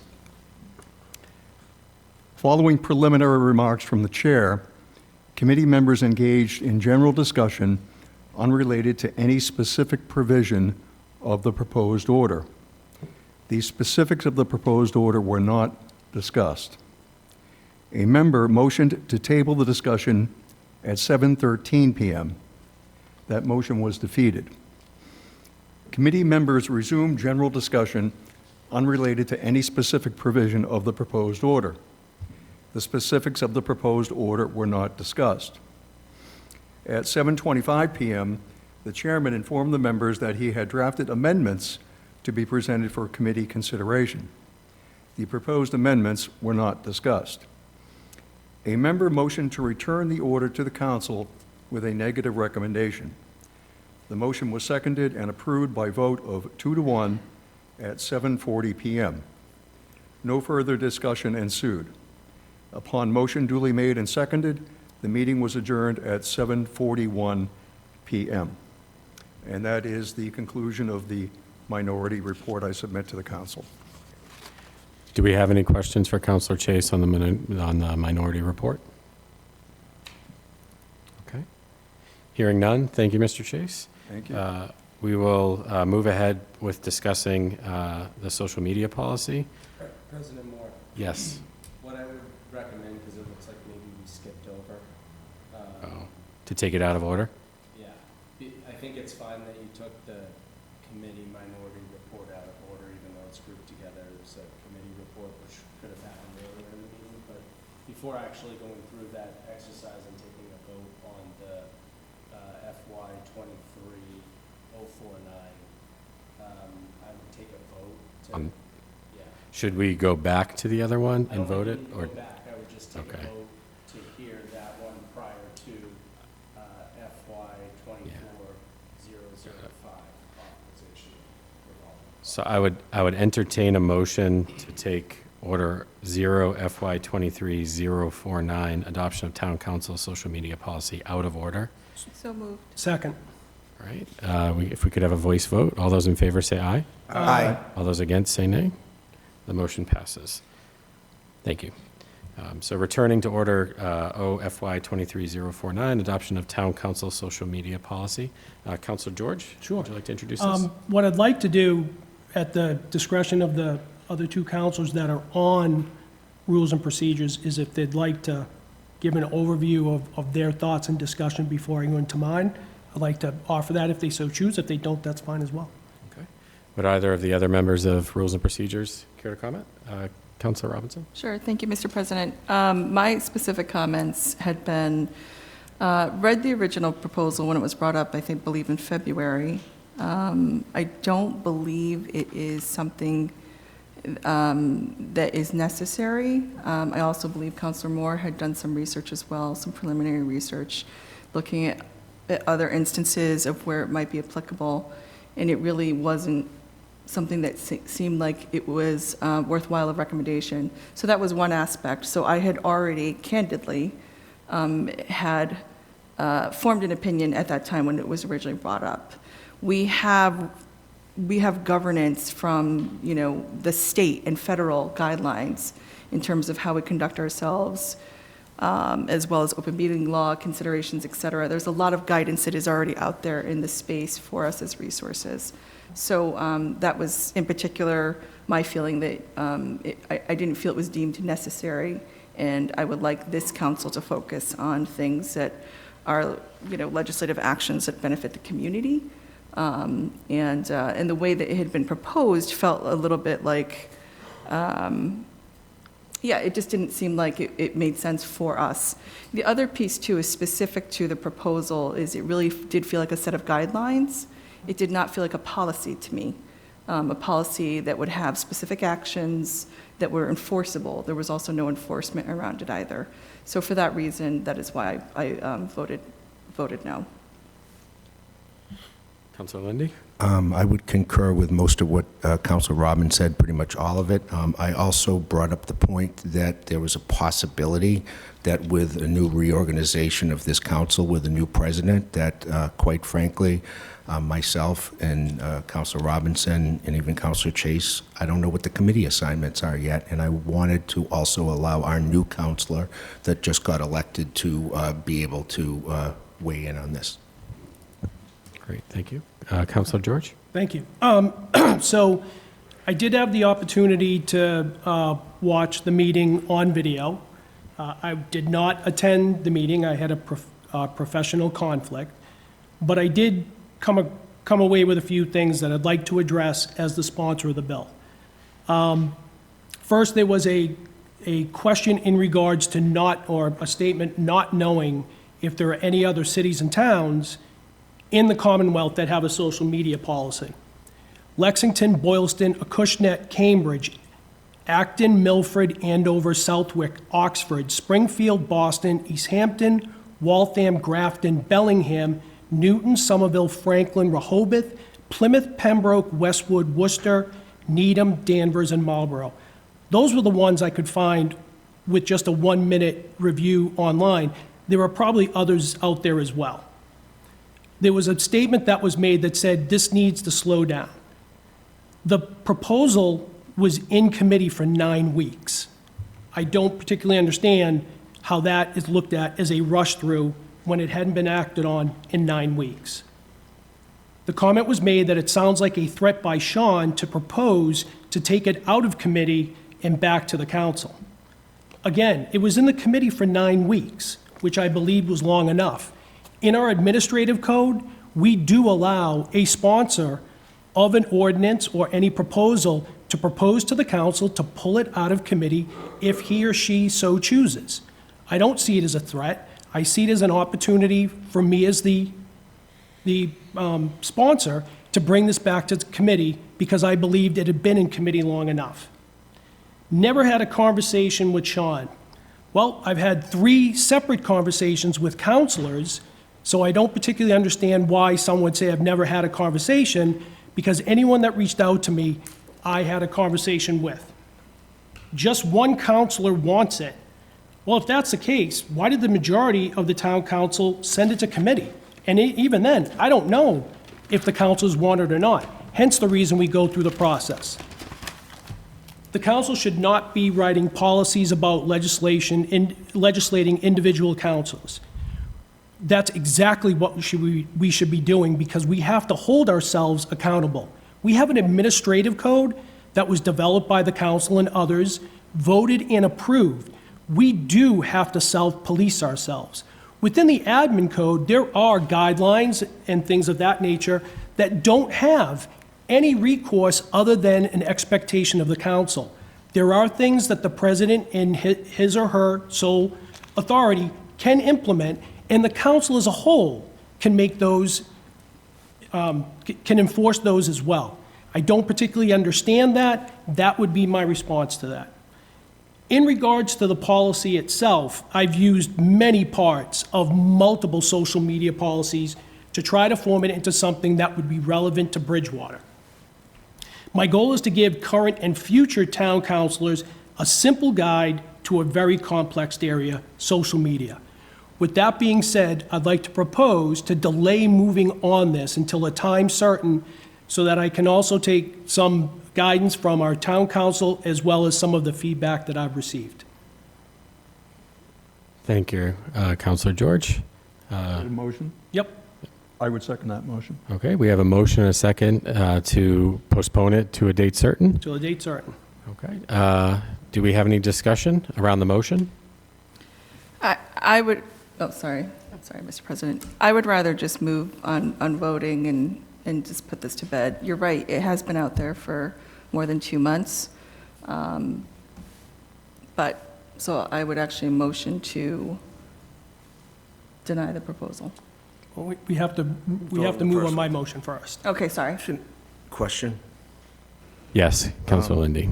It may have been there for 9 months, 9 weeks, but that was the first time it was brought forward on the agenda. So just for the record, let's make that clear. Okay, noted. Thank you. I'm ready to vote as well. Okay. Do we have any other discussion? Counselor Gallagher? If I could, Mr. President, you know, I seem to think that there should be, you know, more work done on this. I know it was on your agenda once and discussed, and I think that the language that was put together, you know, I think that it should be vetted a little bit more. I'm not saying I'm in favor or against this, but I do support at least, I don't like it, let's vote no. I don't think that's enough. I do think that we need to take a look at that. I don't know if the town, this is specific to us, this is specific to the councilors, the way it's written, so I don't know if there is something that other town employees have to follow in the town, and maybe we mesh that together, I'm not sure, but I do think there should be a little bit more look at this. That's just my view, so. Thank you. Do we have any other discussion? Maybe just adding my thoughts. Similarly, I do have some concerns with the idea. I think similar to Councilor Robinson, there is a lot of guidance right now, and frankly, it's conflicting. I think people know the Supreme Court just last week agreed to hear a case about one of these items because two lower courts had ruled in opposite ways. And so while it is guidance, a lot of what we're copying right now, I think, is like first round guidance. And that's starting to be challenged in the courts, and it's unclear kind of what the answer is. So that said, I do support the idea of a counselor being given the opportunity to hear feedback and revise the idea. And so I think just as part of the legislative process, independent of how you would vote on the issue, the motion before us is counselor asking for the opportunity to refine the idea for additional consideration. I just want to make sure we're focused on that motion. Is there any other discussion? Yeah, Councilor Lindy? Just a question. Time specific to any specific time? I mean, are we talking? No, it would be until I can get it to a point where I feel comfortable bringing it back to the council. Thank you. Yeah. Yeah. Great. Okay. You may just, for the sake of it, just pick a meeting date a couple of months out, and that way it keeps the process moving. You can always ask for a further date. I'd rather keep it at date certain. Okay. So it'll be date certain to be defined. Okay. So we're going to go ahead and move ahead with a voice vote on the motion. And again, the motion is postpone consideration to a date certain, and the date itself will be defined later. If I could have a voice vote, all those in favor say aye. Aye. Aye. All those against say nay. Nay. Okay. The vote passes 8-1. The item 0 FY23049 will be postponed to a date certain. Returning to the regular order, item D, budget order 0 FY24005, authorization of revolving funds. If I could defer to the town manager for detail. Absolutely. Thank you, Mr. President. This is an annual reauthorization of what are referred to as revolving funds. Revolving funds, similar but not quite the same as enterprise funds. So revolving funds are designed to hold fees that are charged and then expend those fees for the purpose of the fund. So in this case, I believe we have four different funds. One is for the town clerk, for the publishing and selling of the street list, recreation director for the running of the summer program, the council on aging director for programs, fees and that are taken in for programs for seniors in the community, and then the library director for fines and fees that the library collects. Those spending limits are authorized in the case of the town clerk up to $5,000. In the case of Parks and Rec, $150,000. Council on Aging for $20,000, and the library director, library revolving fund for $20,000. So we don't usually ever meet or exceed those spending limits. Great. And it's a simple reauthorization. You'll see this again next year and the year after, so forth. Okay, thank you. Do we have any questions for the town manager? All right. Seeing none. So moved. Okay. Do we have a motion to approve? Yeah, motion to approve. Second. Do we have a second? All right, we have a motion and a second. We'll move to a voice vote. All those in favor say aye. Aye. All those against say nay. Motion passes unanimously. Moving on to item F, Order 0 FY23054, AFS CME, contractual ratification. If I could defer to the town manager. Thank you, Mr. President. AFSCME Union represents most of our light and heavy equipment operators across the DPW, and we have resolved a negotiation with a collective bargaining agreement proposal for you. And I'll just give you very basically the highlights. It's a 3-year contract. We are in year 1 of the contract, and year 1 of the contract will end June 30th. There is no adjustment for year 1, no salary adjustment for year 1. In year 2, which is next fiscal year beginning July 1st, there is essentially a 2-step or a 5% increase. And then in year 3 of the contract, which is FY25, there would also be a 2-step or a 5% increase across the board. That's the meat of the agreement. There are a lot of minor changes to the actual agreement, language changes, bringing it up to sort of modern day verbiage. And we also made some very minor changes to the licenses and stipend in order to encourage folks to continue their development by achieving more licenses and appropriate licenses and so forth. So, and in order to accommodate the 2-step increase, we are eliminating on the pay matrix, we are eliminating the bottom 4 steps, which nobody is in currently, and we are adding 4 steps to the other end of the scale, if that makes sense. So each step is a 2.5% increase. We're eliminating the bottom 4. We're adding on 4 to the other end of the matrix, so that we know that everybody can receive the increases in year 2 and year 3 of the contract. And in terms of philosophy, we think this will bring us much closer to other communities that are also finding a hard time with skilled labor, and certainly the communities around us. It brings us into more parity with them, closer parity with them. Okay. Thank you. Do we have any questions for the town manager? Okay. Just want to note, Budget and Finance meeting on 5/9/23. Oh, wait, it happened. Yeah, it happened today. Yeah, do you have an update? Yeah, thank you, Mr. President. We voted prior to tonight's council meeting 2-0. We are down 1 member, by the way. Yeah. Okay. 2-0 to support and recommend this contract to the council. Just as a side note, too, is that there will not need to be a separate order to come forward later for the funding. We already approved the budget earlier in the meeting, and the money's already in the town budget, so as long as it's ratified, there will not need to be any adjustment to the budget. Thank you. I'll also note that the Finance Committee voted 5-0 to recommend at their 4/24 meeting. So with that, do we have a motion to approve? Motion. Second. We have a motion and a second. We'll move to a voice vote. All those in favor say aye. Aye. All those against say nay. Motion passes. Ordinance D, FY 23-010, establish stabilization fund opioid legal settlements. I will defer to the town manager.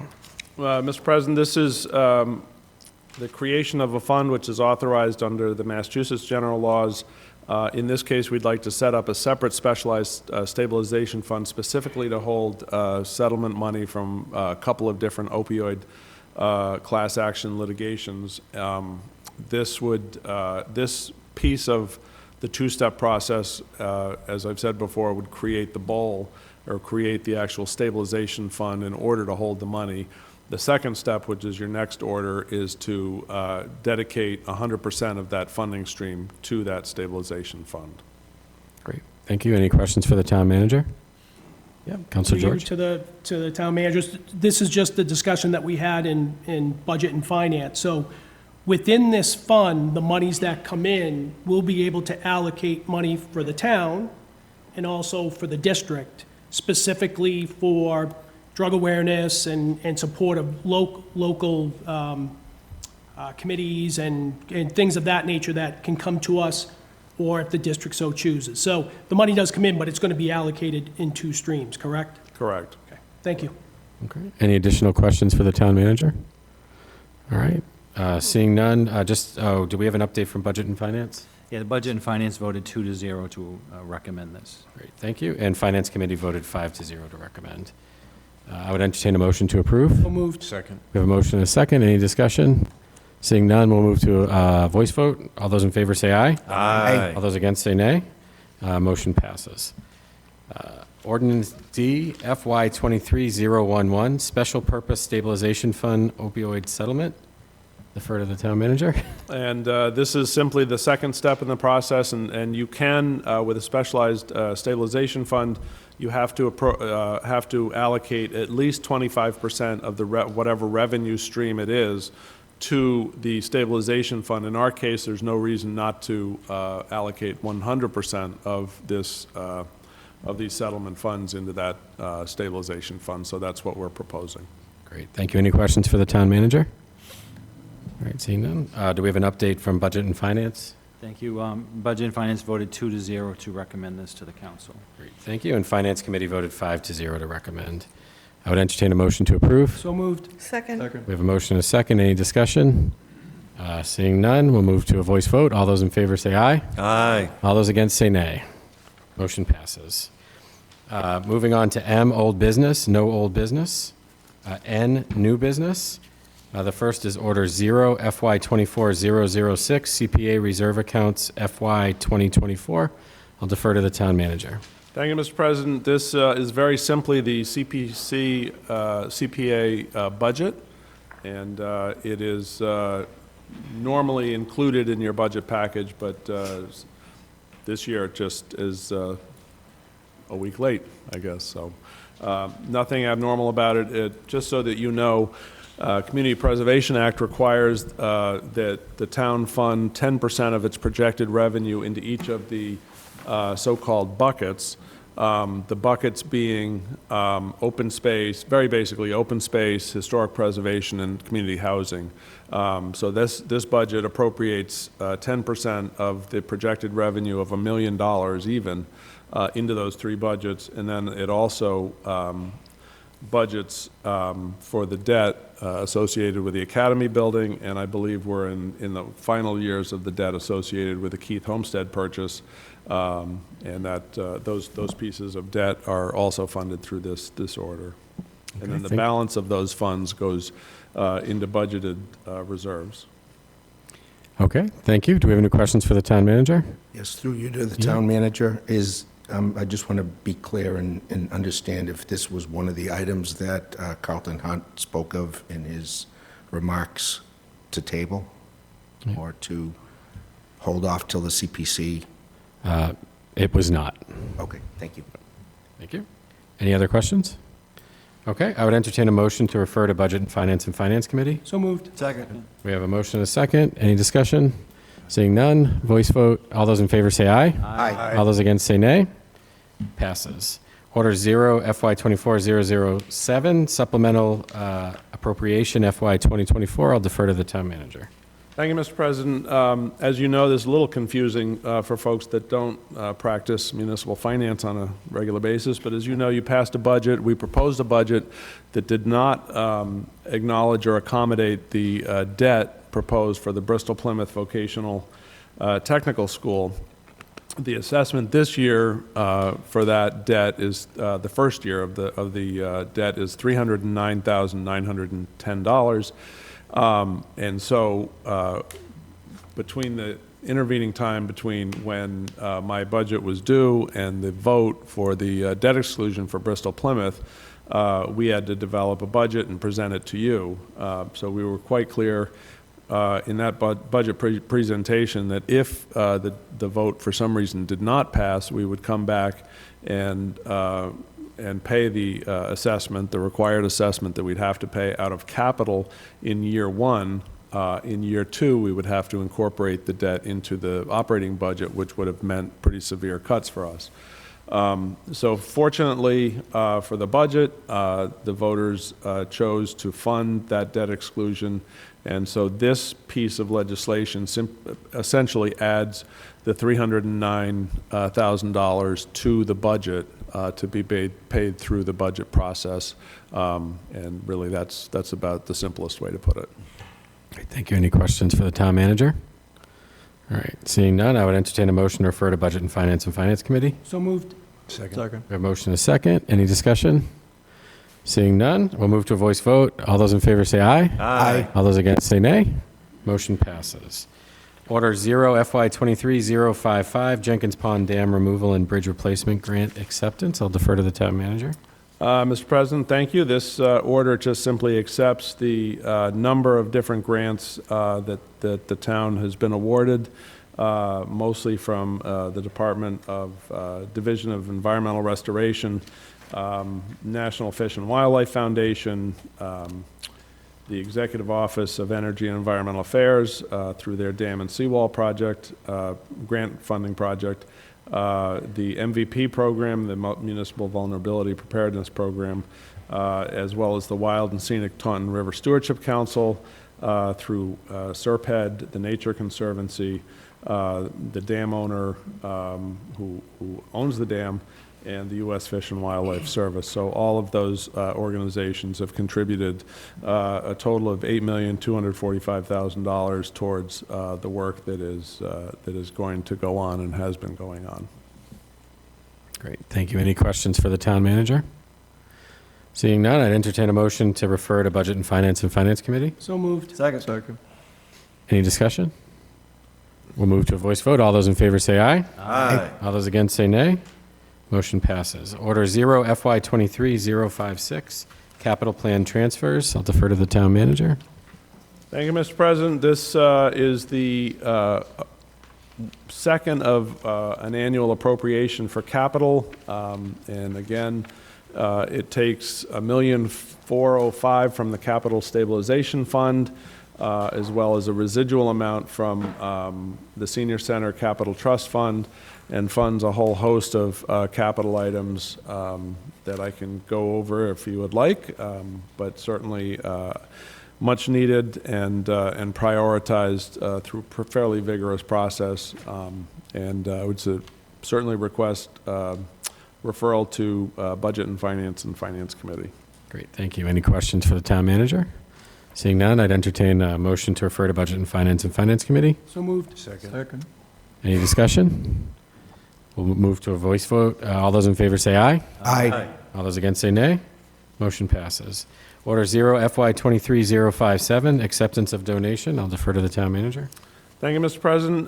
Black Hat Brew Works very kindly forwarded a donation to us, and as you know, the rules require that the council accept that, so I would certainly encourage referral to Budget and Finance Committee. Thank you. Any questions for the town manager? Seeing none, I would entertain a motion to refer to Budget and Finance Committee. So moved. Second. All right, any discussion? Seeing none, we'll move to a voice vote. All those in favor say aye. Aye. All those against say nay. Motion passes. Order 0 FY23-058, Transfer Order Water Enterprise Fund Carvers Pond Filtration. Defer to the town manager. Thank you, Mr. President. This, we do a general fund capital, and we do enterprise fund capital separately, as we do the Bridgewater Rainham School District capital separately. This is for the water department, and it funds the replacement of the filter media at the Carvers Pond water treatment facility. Thank you. Any questions for the town manager? Seeing none, I would entertain a motion to refer to Budget and Finance Committee. So moved. Second. Any discussion? Seeing none, I would take a voice vote. All those in favor say aye. Aye. All those against say nay. Motion passes. The next one we have is item G, Proposed Ordinance D FY23-013 Zoning Ordinance, amend Article 3, Section 23A, Planning Board. I'm sorry.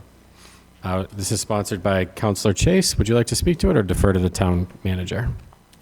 Just a very simple introduction. This proposed amendment to the zoning code would enable so-called associate members of the planning board to participate fully in the absence or inability of a regular member of the planning board to vote on matters before the board. Currently, The associate members are limited to a special permit application approval, and this would simply expedite the general business before the planning board. Great. Thank you, Councilor Chase. I would ask the town manager if you have anything to add to that. And if I could, I'd defer to Bob Rulli, who may have a little more.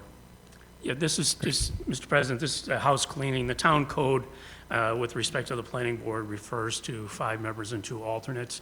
The zoning ordinance actually refers to them as associate members and limits their participation, as Mr. Chase said, to special permits only.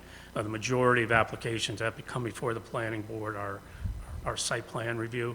Anticipating that we've got some large projects coming up, the alternate members attend all the meetings. This would just ensure that we don't have to continue meetings.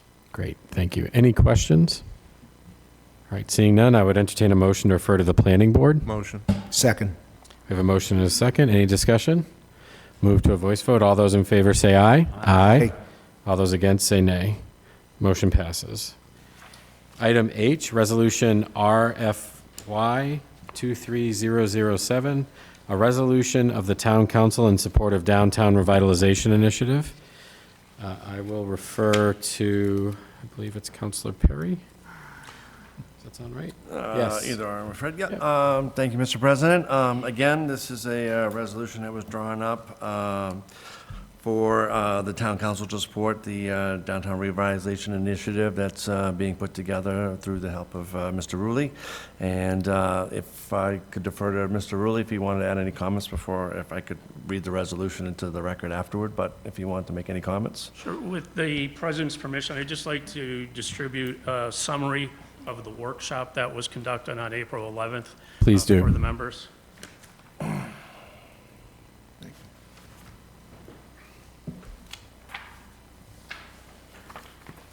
Thank you.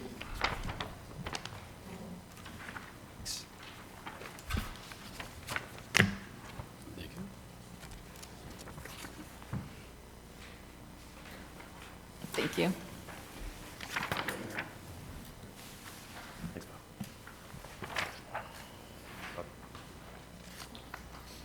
Thank you.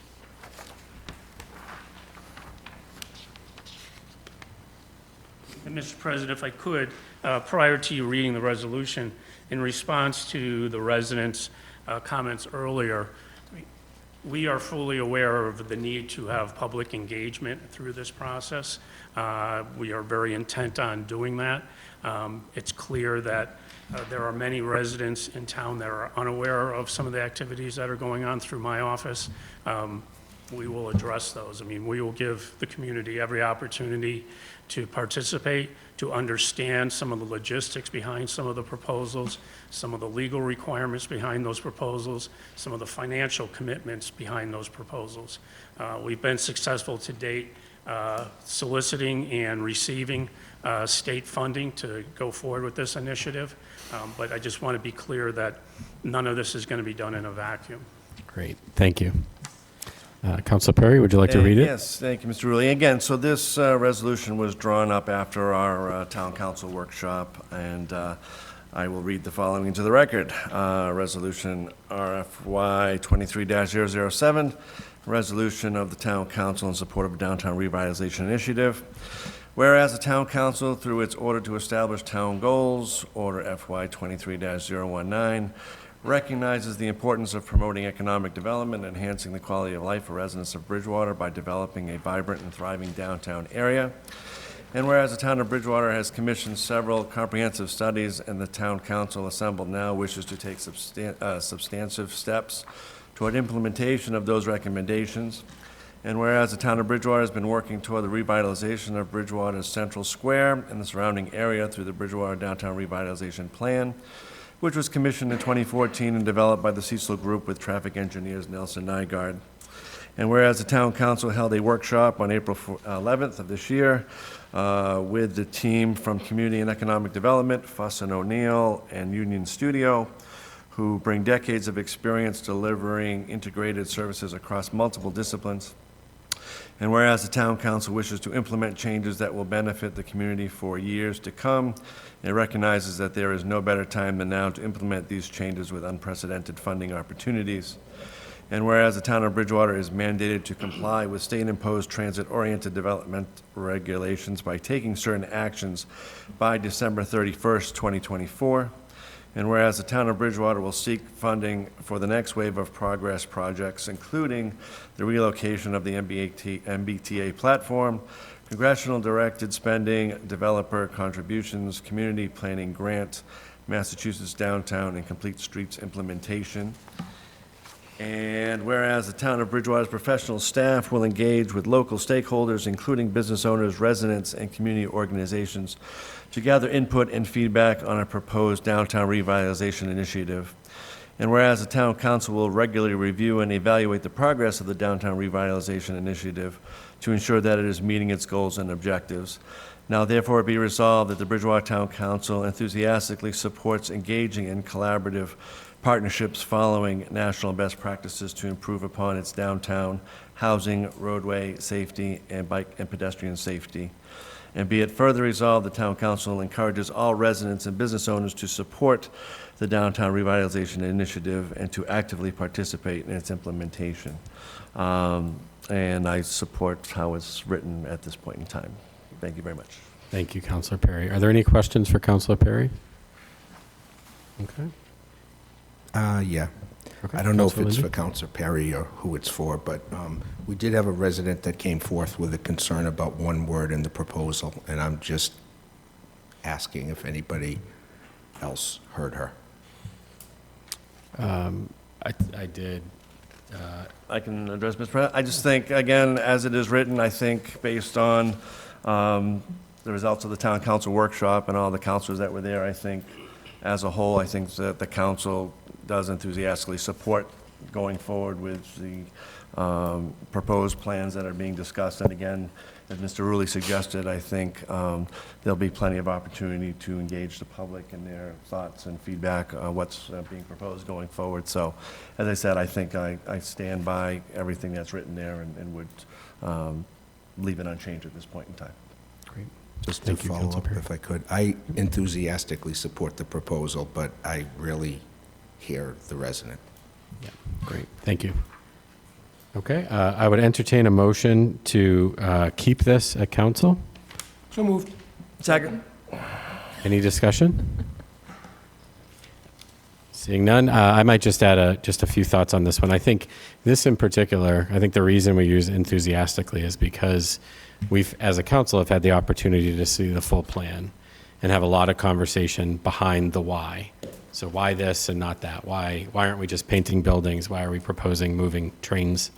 My takeaway, and I think the driver for the word enthusiastically for me is this, of all of the plans I've seen in Bridgewater, this is the first time somebody looked at all of them and pulled them together into something that is actually doable. And it is a big thing to tackle, and it requires a lot of studying and a lot of education and an incredible amount of discussion. And Mr. Rulli is in the role that he's in because he prioritizes community engagement. And so I expect those conversations to happen. And so I personally support the word enthusiastically because I've seen the plan, and I encourage all of our residents to really dive in so you sort of understand where that word comes from. So with that, is there any other discussion? Okay, if we could move to a voice vote. All those in favor say aye. Aye. All those opposed say nay. The motion or the resolution unanimously, the motion to keep it at council passes unanimously. Okay, moving on in the agenda, zero citizen comments, or O, citizen comments. Do we have any citizens who would like to speak? Yep. Welcome you to the podium. Yeah, if you could state your name and please try to keep it to 3 minutes. Thank you. I've got the timer. Start until I start. Yeah. Shannon Hanson, Pleasant Street, Bridgewater. Thank you again. I would like to know how the community economic plans on how to engage the public. He didn't address that, but that's good to know he's planning on something. I just want to comment on Dave Moore. I fully support the Historical Society Commission, whatever it's called, committee. Thank you. Having more pull. It's so sad to hear all that stuff got lost over the years. There's got to be a better way. I mean, all that, we're preserving the buildings, which I am excited for, but the stuff that's in the building and the other things, that needs to be preserved too. And I don't know what's happening with the town hall. Last night, I heard is that there's still a lot of things of ideas of what to go in there. But to me, that would be a perfect place to have as a historical place and having things stored in there. I don't know what the plans are, if there's any, I haven't heard any definitive plans for it, but that would be a perfect place to have things stored and have that as historical. It's historical as it is. So that's would be my pull on that. And I just have a comment on the website. I don't know what they did to the website, but I can't get notifications. I used to be able to get emails all the time notifying me meetings. I have not seen a planning board meeting forever. I used to get emails all the time. I've gone to the website and redid it and thinking if something's wrong now or different, but I can't even see the agendas. So something, if you want the people to be engaged, we say, get notifications. It's not working. I've been doing it before, and I used to get them all the time. I'd go to planning board meetings. I would go to other meetings. I don't get them anymore. Even when I get them, it's at 7 o'clock at night after the planning board meeting is done. It's notifying me there's a meeting tonight. It's notifying me. I don't even get town council meetings. I don't get anything like I used to. So I don't know what happened to the website, but could that be fixed? So that's my comments tonight, and appreciate your time. Thank you. How did I do on the time? Perfect. Thank you. 2 minutes. Thank you. And we will have someone look into the notifications. Thank you. Hi, Carlton Hunt again. I'm going to echo the website issue. To find your agenda tonight was the worst problem I've had in months. It didn't come up the way it usually comes up. I tried 3 different ways. It was bad. So my point, fire station, just a little bit more on the fire station. I chair the Energy Committee, and I wanted to say that we have been engaged and are engaging with the Fire Station Building Committee with respect to energy conservation and other issues at the town, at the facility.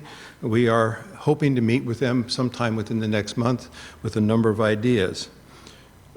Along that line, I've sent you all a letter from the Energy Committee that basically talks about the special code that the town council would have to adopt by the end of this year.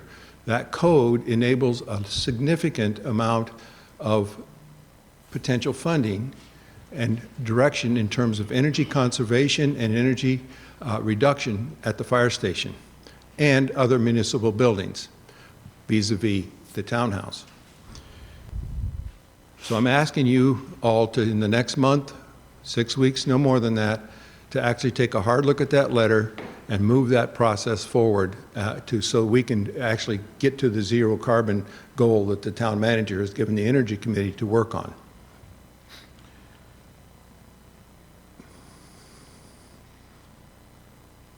I can't read my own writing. Regarding PFAS, there is a device that I'm well aware of because it was developed by the company I retired from. It's called the PFAS Destroyer. It's a batch mode, not a flow-through mode, as near as I can tell.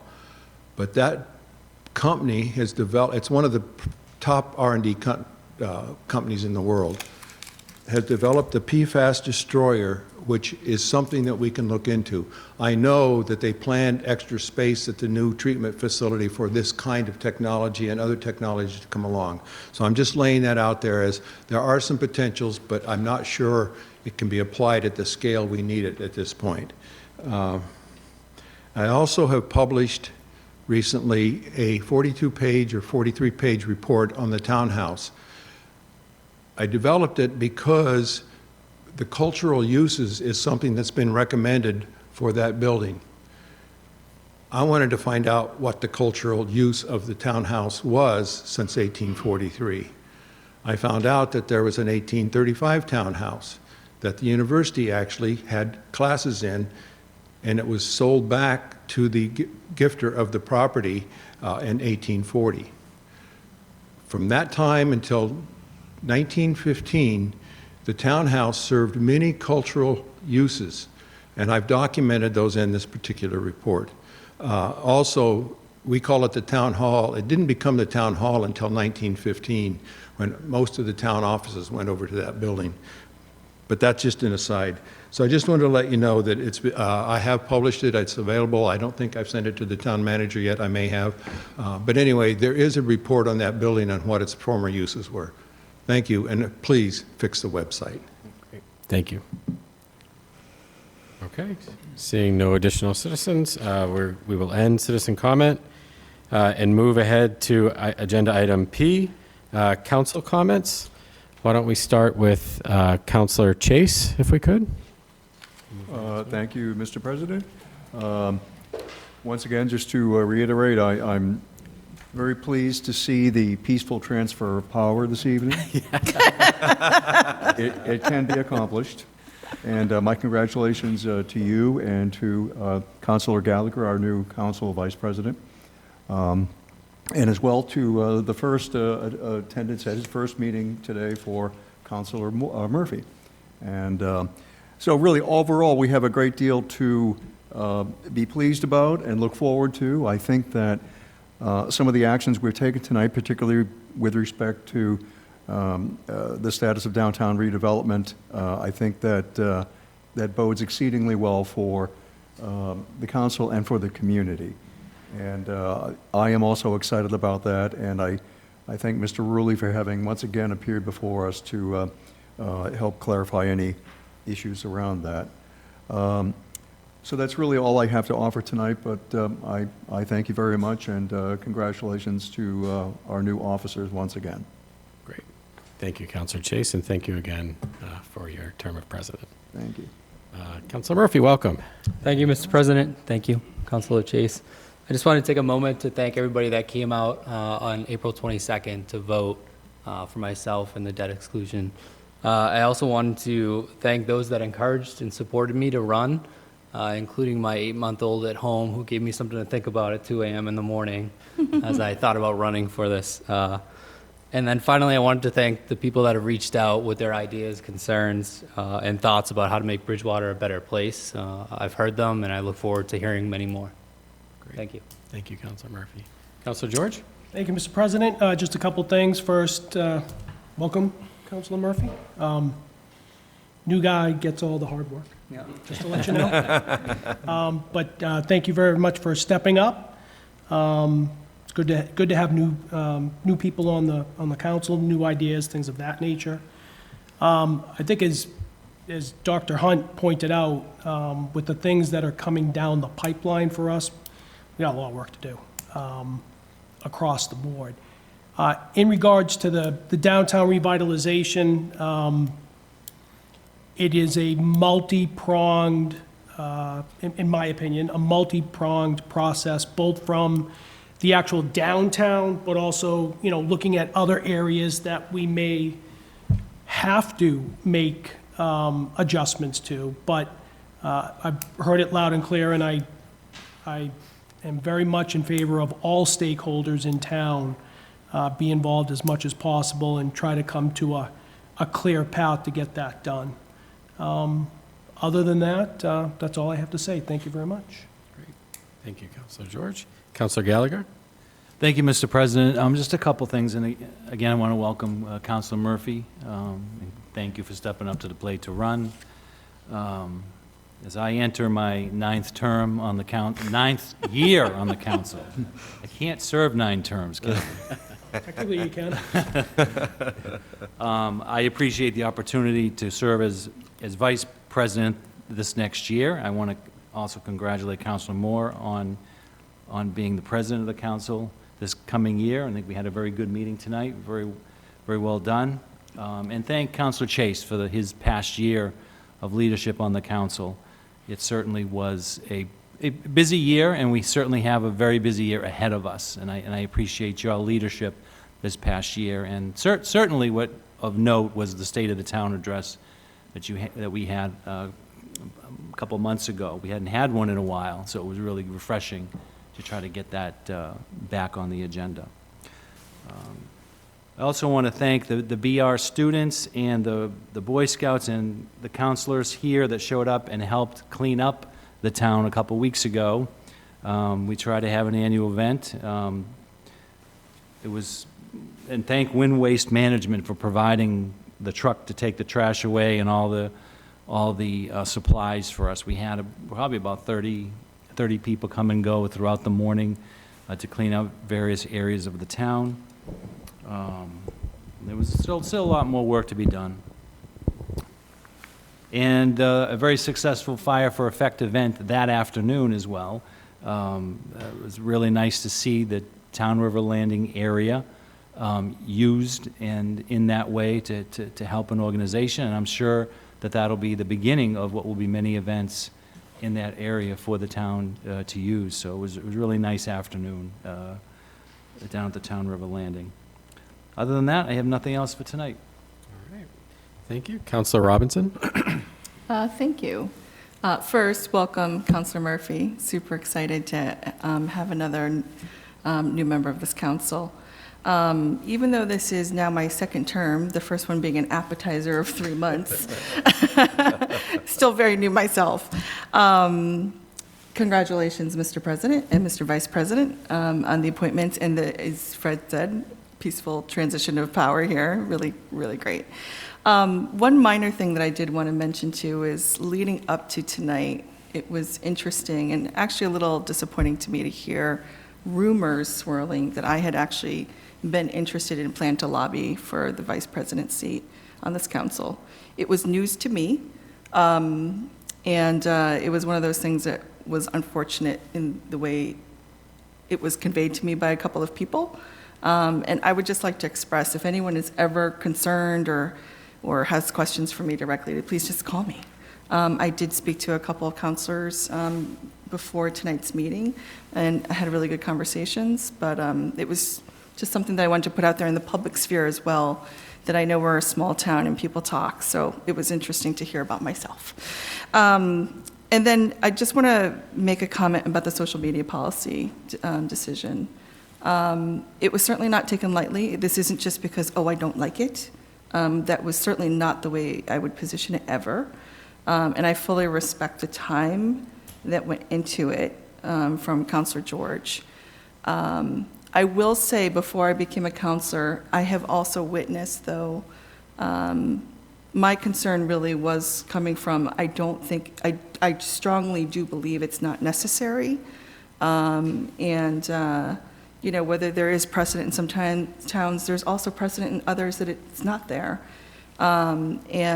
So even before I was a counselor, I watched a lot of meetings and saw debates and time and energy and angst and anxiety put into a lot of topics that, frankly, I think may not have been super germane to the benefit of the entire community. We're elected to serve and for this community and give back, right?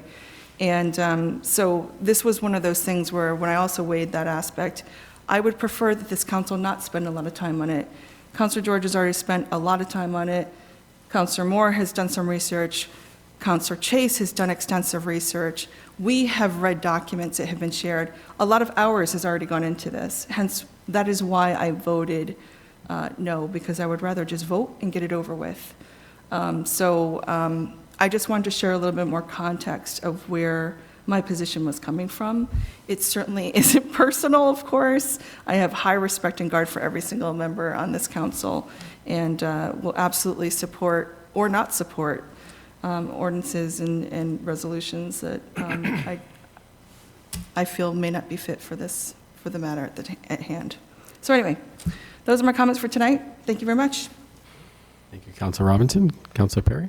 Thank you. And to continue the sentiment, welcome to Councilor Murphy. I've known him for a little while before his election to the board, so I look forward to working with him. And congratulations to our new president and vice president. I know you guys will do a great job. And thank you to Councilor Chase for your past year of service. You did a wonderful job. Secondly, I wanted to also extend my apologies to Mr. Gallagher. I'm sorry I didn't make the cleanup last weekend. My plan was to make it there, but I got derailed at the last moment. I could not attend, but I did have a part in sending Boy Scouts to help on out. So We cleaned up your parking lot. Yeah. thank you, appreciate that. Thank you so much. But as an extension of that, I do want to thank Troop 88 for their help on that day, as well as inviting me to one of their meetings. They were finishing up their merit badge on citizenship in the community, with their attendance at their last meeting here. So I finished up a Q&A session with the Scouts. So all those budding Eagle Scouts will get that particular merit badge. So thank you for inviting me to do that. And then lastly, just a quick comment on, downtown revitalization. It's certainly a passion of mine. Obviously, we know that there's been plans in place for a number of years now, and it's just a real exciting time to finally take some action going forward on that. And I think Mr. Rulli is going to be a very important piece of that direction. So again, everything that is going to be happening is certainly going to be out for public comment and discussion, just like when we had the last master plan done. There was time for public comment and Q&A and all that. So nothing is ever done and put forward without getting public support and input for that. So I just want to make sure that everyone's aware that you will have the opportunity to share your opinions and ideas. But again, very excited going forward with potential plans to go forward and hopefully make the downtown of Bridgewater what it can be and should be. Thank you very much. Thank you. Councilor McKinnon? Thank you, Mr. President. I want to start off by echoing what most people have already said and welcoming Paul Murphy onto the council, thanking Fred Chase for his last year's service, and congratulating you two on your new roles. When it comes to the cleanup, that was great. It was good. It was funny when I showed up. Mr. Dutton was in the middle of the rotary, dodge dipping and diving traffic to get metal parts out of the road, so that was good to see. And then after that, the first responder event, like you said, down at the town river, it was great. A lot more people showed up than I thought would. The rain held out for most of the day. I think there was only an hour worth of rain while the event was going, and it wasn't even that bad. So that was good. And when it comes to events there, in 2 Saturdays, the 20th, there's an event called Bark at the Park, which is a dog-friendly event that will be going on there with the typical vendors we've had, and some vendors will be more towards dog ice cream and dog candies and all that stuff, but there will still be a farmer's market and all that there, so if you guys got time, it'd be good to show up. It's a good thing to show up at those events for the community, you know? Good community building events is what the town needs more of, so. Great. Just want to inform the people about that, and that's about it. Thank you. Thank you. Appreciate it. Councilor Lindy? Well, there's not a lot to say left other than to repeat everything, but I want to thank Fred Chase for his outstanding leadership last year, and congratulations to both of you for President and Vice President. Also, welcome Councilor Murphy. I had the opportunity to meet you during the campaign, and welcome to the council. Commending the Fire for Effect folks. I think it was wonderful. I am enthusiastically supporting of the downtown. The public involvement is really critical to me. That's who elects us. And last but not least, I'm not going to repeat Susie's comments, but I actually agree with them. It is nothing personal. I couldn't write down the laundry list of all the communities that there is a social media policy for, but as someone that has dealt with First Amendment issues for 39 years in my career, there's similarities to this, and that's why I voted to vet it more and to allow it. I considered voting the same way as Councilor Robinson did, but I will let the discussion go forward, and I'm looking forward to more information on that. Thank you. Thank you, Councilor Lindy. And I will bring us home here. I also want to echo congratulations to everyone who won their spot in the election, and also thank everyone else who ran. We're excited to have you on the council. I think, like others have said, new ideas, fresh ideas, challenging ideas. That's what this is about. So welcome. I'd also like to congratulate Councilor Gallagher on Vice President. I will lean on you quite a bit for guidance. I was really excited to see the BP vote pass. I think our town has continuously showed up to support the trades and support education and do that by putting their money behind the things that matter. And so I was really excited to see that pass. Thank you for the cleanup and the town events. I apologize, I also wasn't able to attend due to some family commitments. But I agree. I think the way that great communities form is by people forming them and just kind of showing up and being there and meeting people and doing things. And I think both of those are great examples of that. And I encourage the community to be involved. I'd also like to congratulate, there was a National Junior Honor Society induction this week for the 7th and 8th graders in our school. And I had the opportunity to attend, and there was there were many, many kids being inducted. And so I was really excited, just one, to see the peer support, but two, to just see how many kids are, excelling in the school system. It was great to see. And so congratulations to everyone who earned that. And then lastly, thanks again for supporting me for the role. I hope to live up to it. Thanks. And unfortunately, we are not done. We have, the next item on the agenda is executive session. We do have executive session. So I will entertain a motion to move into executive session under MGL Chapter 30A, Section 21A 3, to discuss strategy with respect to litigation where discussing the matter in open meeting will have a detrimental effect on the bargaining or litigation position of the public body, and to adjourn from executive session. I would entertain the motion. Motion. Second. All right, we have a motion and a second. Just a quick question. In terms of, could we have a slight break in between the meeting and the... We'll take a break, yeah. Thank you. Yep. I will take a roll call vote, if we could move around. Councilor Chase? Roll call vote? Yes. Yes. Councilor Murphy? Yes. Councilor George? Yes. Councilor Gallagher? Yes. I'm a yes. Councilor Robinson? Yeah, that's fine. Dr. Perry? Yes. Councilor McKinnon? Yes. And Councilor Lindy? Yes. All right, we will move into executive session. Thank you.